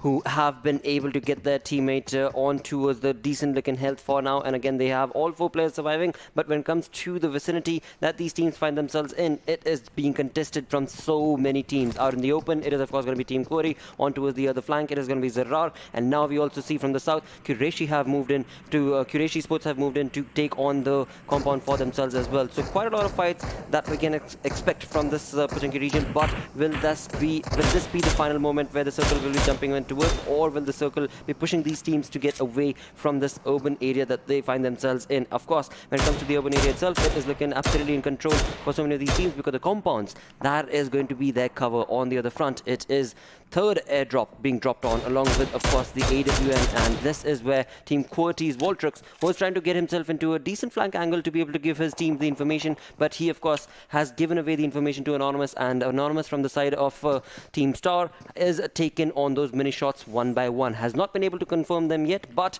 has certainly gotten the information. Still all player alive, just getting one player picked off, but still all player alive. And it seems that now Ivy is on a receiving end. As I just mentioned, it seems that there might be some sort of elimination for them, as now we're getting to see a lot of teams that are making a close in with FS. The players are completely looking strong at this moment, and Clarity is still holding those important western edges. But for the moment, it is also Voltros that need to take the fight. For the moment, I8 Esports is looking to dominate in the 6 houses areas, and they also need to make a move, and that is not going to be an easy task. 600 meters is what they need to travel, but in this vicinity there's still 16 players alive, there's still 16 teams alive, 57 players. The numbers are slowly decreasing, but the rate is still less, because we are ready for a bloodbath altogether.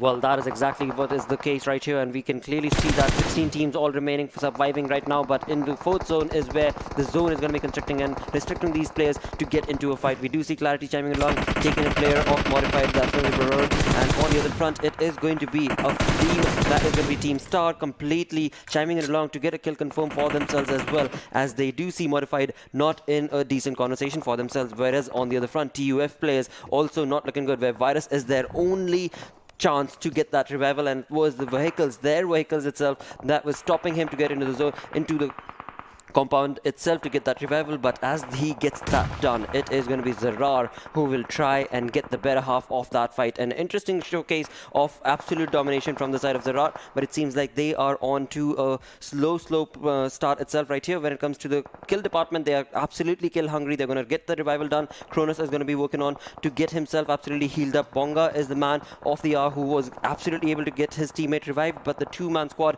has, since they've taken this much time to get themselves acclimated, the team of TUF have been able to get themselves revived, and it is all thanks to Virus. And now with that much of time that has been given from the side of ZARAR, the team is going to be backing out from that area. So TUF still find themselves at the edge, but not an easy fight that they are in. On the other front, it is going to be Modified, who have been absolutely pincered down in this small little shack, and Team Star is anonymous. This guy has had so much information from this compound and has absolutely been relentless in this entire conversation. On the other front of the entirety of the map, it is I8 who have been sent back, eliminated on the 16th spot. Clarity Esports, you remember the name. Clarity Esports actually pinned him down, and it was now the case that now they're trying to pin down the players of FS, but now some different directions is where they're trying to take the fight, as now Team Star are now just completely trying to commit on the small little house where Modified, all the 4 players are constricted. One grenade can do the business. Before that happens, you're going to be loser from different direction, just trying to get a better half of these players, and now Mohammed goes down from their sides, and now Team Star all of a sudden looking pretty strong. 3 kills is what they secure, and now slowly and steadily the numbers are decreasing, but Amish is still standing.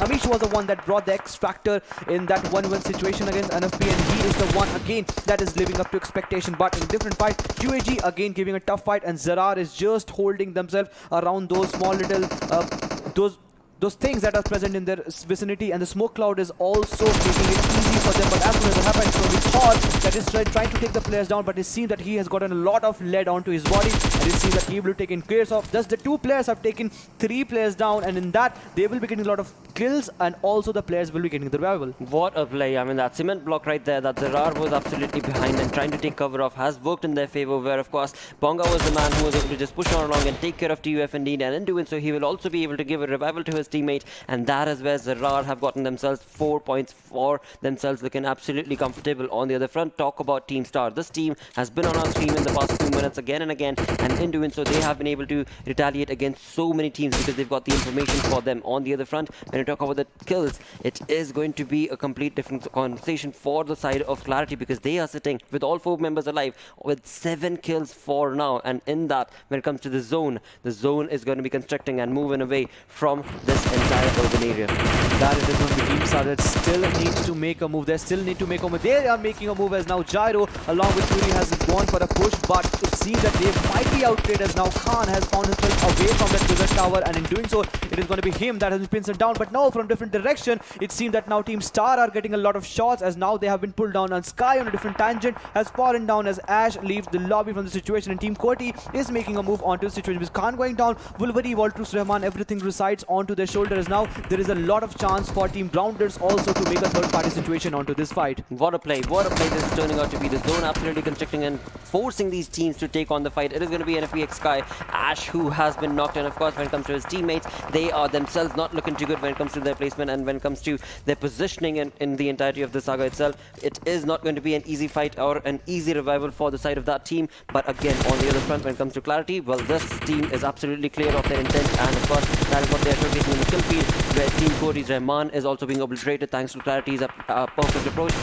52x rage. This team has been part of the kill feed as well again and again. We're taking on players from 1 by 1. On the other front, UNB also were able to chime in against the players of QWERTY Esports and bring in kills for themselves. The kill feed is going absolutely berserk from ZARAR Esports to the others. They are just obliterating 1 by 1 so many teams. As we can see, when it comes to the alive marker, we do see North Esports with just 2 man surviving. We do see Modified who have gotten just 1 player now, and in that we do also have QWERTY Esports with 1 man army.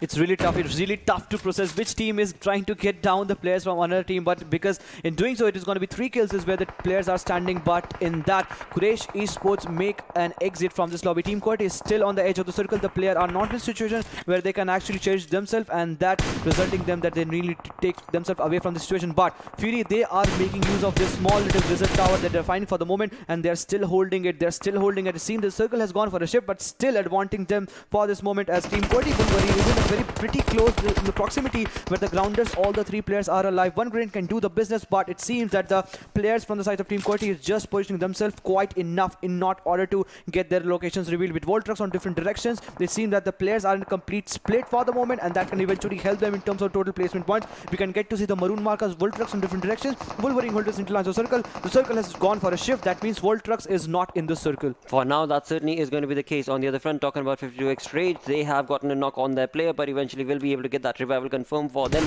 And behind them is going to be Sky's final player also remaining, and in that it is going to be X-Rage, who are absolutely going to try and obliterate their competition and their opponent, who are able to bring down and pincer down them with lids and bullets and bring them down to their knees. That is going to be none other than UNB, and in doing so they've been able to get that one knock confirmed on the players of UNB. But it is an extended fight. It is a long fight where UNB and 52x Rage are in a complete arbitrary situation, and in that it is going to be once again 52x who get the better half of the final player from the Portal Esports, as well as that final player from Team Sky. Indeed, it is going to be the case, but 52 Rage, a good fight that resulted them getting a lot of kills in this fight, and that resulted them with NFP Sky making an elimination with just the 2 kills that they did secure. Eventually, the team that really did not make it for the moment, but teams that are really looking good for the moment, and that is obviously going to be of Team Grounders. All the 4 players alive with Shaptar on a charge. The players actually justify why he was there in that kill hungry chart, and since now he's trying to take the fight, it's going to be an easy task for them, as now North Esports are being completely hounded and completely engulfed from different directions. One grenade from the side of Team Bablu does the business, as now the complete team from the sides of UNB has been eliminated. Absolutely, Wolf is the man who's reigning in supreme from the side of Clarity. On the other front, Team Star has also taken in a lot of kills for themselves. It is not looking like an easy affair for the side of Team QWERTY, where we do see Wolverine in a very interesting position for himself, but will that be able to take on that onslaught that is being brought on from his south? That is going to be none other than TG, and the Grounders are looking very dominating, because they've got 4 players surviving, and they're going to be making that rotation to get into the comfort of the zone. And as they do so, Clarity's players right here are going to have to showcase a better fight, where Dani is trying to get into the zone but will not be allowed to do so because his information has been given away. And the Grounders now, it could be their game if they are able to bring in that rage factor for themselves. Team Star are really having a star day for today itself, and this is the last game, and they are making it all happen in this game of Erangel. I mean, they are looking absolutely phenomenal at the moment, and they are trying to pin down the players from sides of Team Clarity. Bablu Dani has gone down. It is seemingly impossible for Bablu Wolf to give the revival to Dani, as if he's pretty much away, and the distance is more than 50 meters, and this is a lost cause for them until he is taken care of. But now it seems that Jigsaw is the one that is trying to steal the kill, but no, it is going to be loser again from the sides of Team Star. That will be making sure that the one important point will be going into the favor, but we are down towards the 5 alive teams and 12 alive players, and in that it is going to be all 4 players alive from the sides of the Grounders, and they are getting the edge of the circle. Eventually they are getting the circle itself, and all 4 players split in different situations. This is going to be an easy task if they just play the cards well, else it is their one team that is just not waiting and stopping to steal away the kill, and that is going to be of Team Star. Absolutely, that is something that we can very well favor the Star factors, but eventually when it comes to the play that is being showcased from the side of Grounders, they're trying to get the information. They are certainly trying to get the information. For now, they are being very quiet. They are taking on the fights and onslaught in terms of the nade parade and whatnot, but eventually they are working towards the information, and that information is what is going to be crucial when it comes to the elimination of their opponents. And the opponents are going to be moving on along, and it is going to be none other than Team Star, slowly but surely creating those smoke walls for themselves, and all 4 players moving away from that tower is going to move on to get into the zone itself. This is the 7th zone, 26 minutes in. Not an easy conversation to be had against the players of Team Star, because they've had 9 kills confirmed for themselves on the other front. Their opponent team that are going to be bringing in that same exact number of players against them is going to be none other than the Grounders, but the kill department is certainly going to be favoring Star, so the momentum is going to be in their favor. And again, with that perfectly set up nade parade that is being showcased from the side of Anonymous as well as Zyro, is going to be a retaliation that of course is onto the face of the grounders, and the grounders once again are being so very quiet. They are just falling back again and again. Sensei on the back, Knight on the back. I mean, what sort of an approach this team is trying to create? Not entirely sure. It is a flank that they want to be a part of, and that is where Shaptar chimes in along, absolutely obliterating his competition. With Fury goes down, but as soon as he does so, gives the information away to Gyro, and Gyro will be the one bringing in this play against the teammate. And what a play this has turned out to be, where both these teams take on against each other, and this is where the remaining teams in the top, for the likes of course Star, North Esports, they are going to be trying to chime in. And what a play. Wolf was waiting for this. Clarity Esports bringing in that domination against the players of North Esports. Gosta lost all by himself because it is going to be his teammate Zaman who is right in front of him, but revival will not be allowed because Wolf is ready with the utility working in his favor. Level 3 perfect helmet, and slowly but surely he's going to just try and blow up that vehicle to get that kill confirmed for himself. Just a perfect Mafia play being showcased from Wolf with the Thompson working in his favor. A beautiful spray, and there we go. He will be getting more kills for his team. 14 kills for the side of Clarity Esports, and Bablu, this team is not yet done with 4 teams remaining. Indeed, 14 kill is where Bablu is standing, and the whole team is standing for the moment, as now Wolverine still alive from the sides of Team QWERTY. He was the one that eventually went for the flank angle. He was only the sentinel and the circle, and that has resulted in him eventually getting those important placement points. It's all up to him to get converted them into chicken, but in the moment it seems that now the grounders are getting a lot of hit from the sides of the Team Stars, and thanks to the onslaught that is coming from the Team Loser. But Wolverine, his positioning is completely anonymous to the team for the sides of Team Star, and the way he's trying to look at the players of Team Star, it seems that he knows exact positions where the sides of Team Loser and the sides of Team Star are positioned, and that can be the worst case scenario for them, as now the players are slowly and steadily going down with Knight still alive and Loser still in the frame. It seems that it's just a matter of time where Team Star can take this away, or either it is going to be Voltaire that is still alive on the backhand side, still making sure that he's not giving any sort of sound cues away, and in all this situation is a complete ruckus where Knight is just waiting for the moment. He brought that 1v2 situation. It's still up to him. The players are getting rival, but Wolverine is still surviving. What a play from the side of Grounders. This was not expected. The Star team was looking so good in terms of the way that they were moving on along, but now the Grounders have the better half of this fight. They've got the information based on their opponents, and slowly but surely they are going to be bringing those opponents down, and it is going to be Knight who will try and bring in that onslaught, but eventually his teammate will be the one who will confirm that kill, get that fight working in his favor, and the Grounders come out of nowhere and take that chicken dinner away from the reigning supreme team of course, well, we had the Team Star right there. We had Wolf from the side of Clarity Esports. Even though he was all by himself, he nailed down North Esports in those final few moments. So an amazing final circle that was showcased from this game. But of course, it is the Grounders who get the better half of this final fight. 7 kills to the team, 1,651 damage, and find themselves with the 22 points that they accumulated on the 3rd spot. So a GG play from the side of TG for now. But this is just day number 1, and in that we've had every single game work on towards a completely different team, and that means the lobby is looking very dominating, right? We just saw everything. We talk about aggression, talk about survivability tactics. It was obviously Voltrix from the sides of Team QWERTY. Wolverine that was still surviving in the last situation, and then it was 4 players alive from the sides of Grounders, brought down to 1. The fight was still on between them and Star that really was getting a lot of kill. They were having the momentum. They were having literally a lot of infos, because you remember they were holding the important wizard tower, and from that elevated point they were holding a lot of information, but it was just the outplayed word that I would use on the sides of Grounders. They were grounded, but as soon as they just saw the players that was just less in numbers, they just pinned them down. It was a complete annihilation, gobsmacking gameplay coming in from their side, and the most valuable player indeed that will be going into the sides of 420 boy. Remember this guy that was actually pinning down the players from the side of Team QWERTY, and this was the one that brought down Team QWERTY to a point that they were just left with no other option than to just go for those survivability tactics. 6 kill, 1162 damage is what he was able to secure in just the survival time of 19 minutes 8 seconds. Absolutely, with that 1 assist and only 75 healing done. So a very, very dominating performance showcased from 420 boy right there. But that is the MVP. As we move on along to the top players list, we will have 5 players right there, where we'll of course be looking at the MVP. But along with him, who were the other well-worthy mentioning players? And that is where the top players list comes in along. And the top players list talks about, once again, the team of Clarity Esports, where it is going to be Wolf with 6 kills, 809 damage in the 26 plus minutes of survival time that he was a part of in this final game. A dominating play being showcased from the side of Clarity's players, but that's not it, because Team Star's Fury is right here, along with his teammate Zyroji, and we have 52x Rage Esports faster with 4 kills, 578 damage. So a very interesting domination and a perfect synergistic play being showcased from so many of these teams. Talk about that final fight where it was, of course, the Grounders that seemed to be at the receiving end, but boy oh boy, that perfect fight that they took against each other, and that is the moment that Wolf completely shone across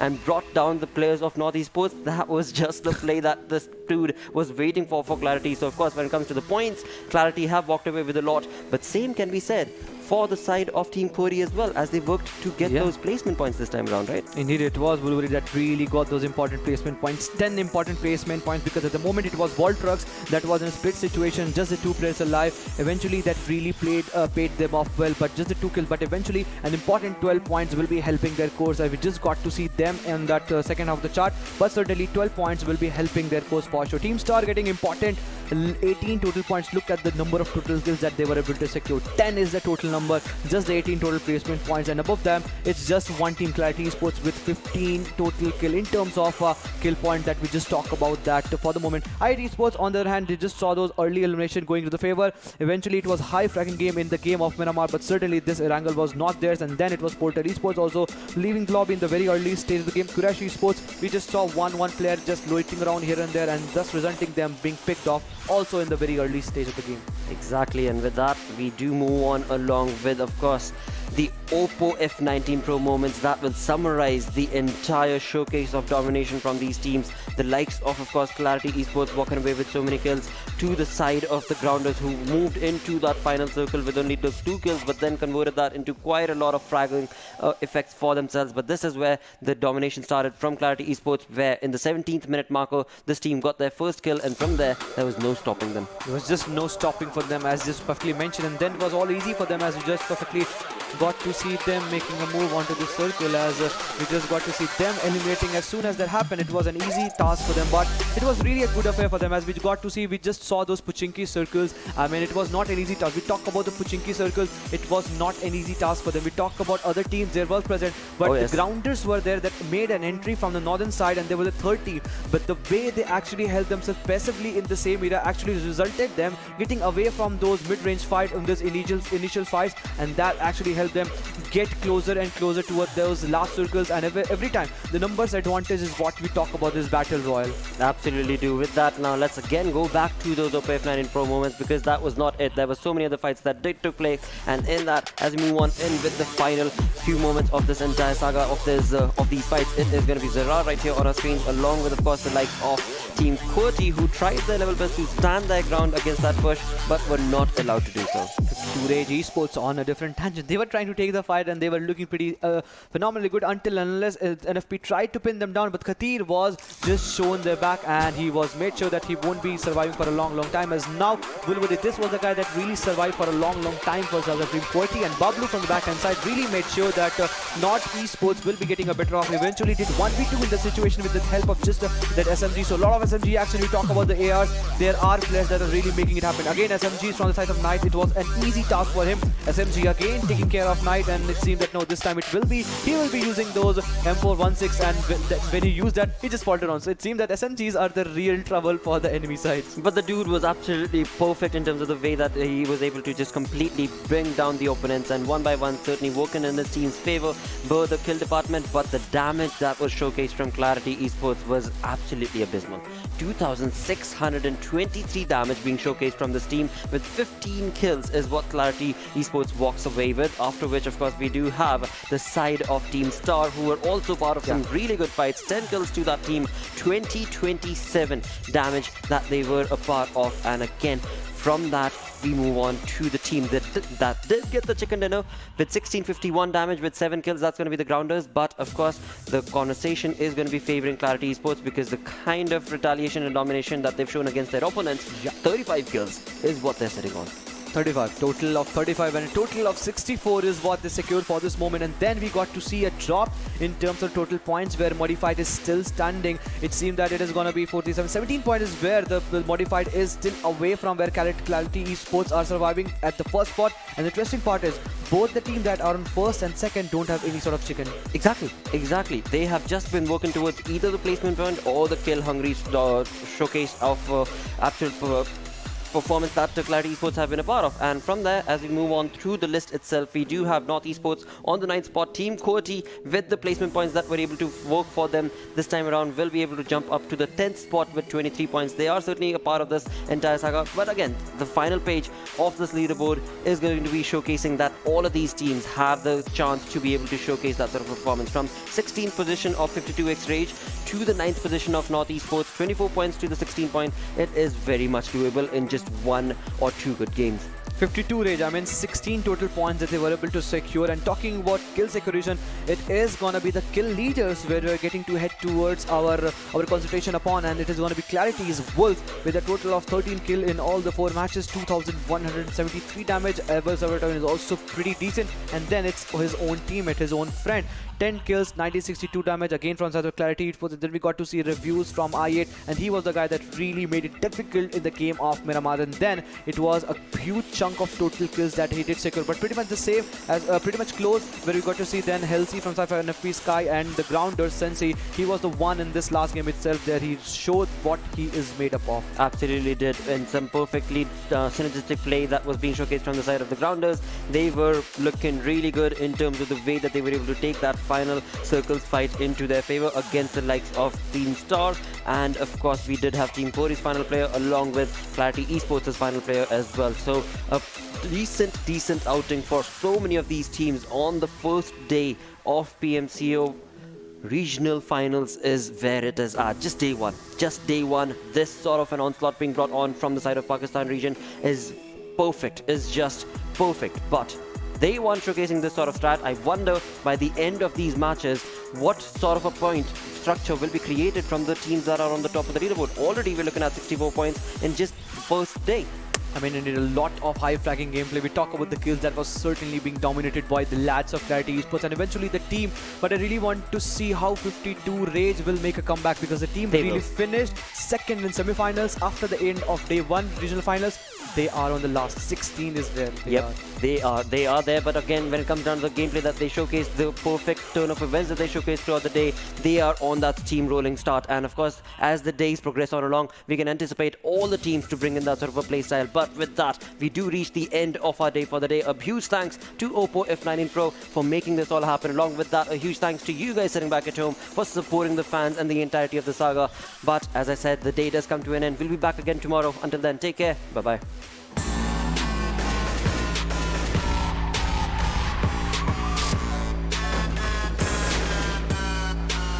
Here we go now.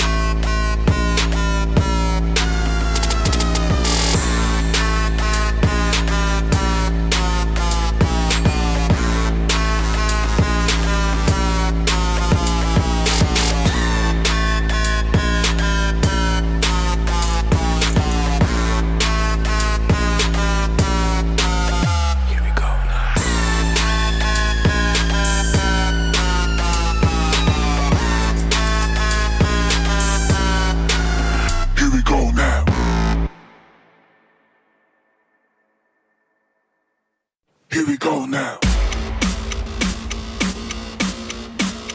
Here we go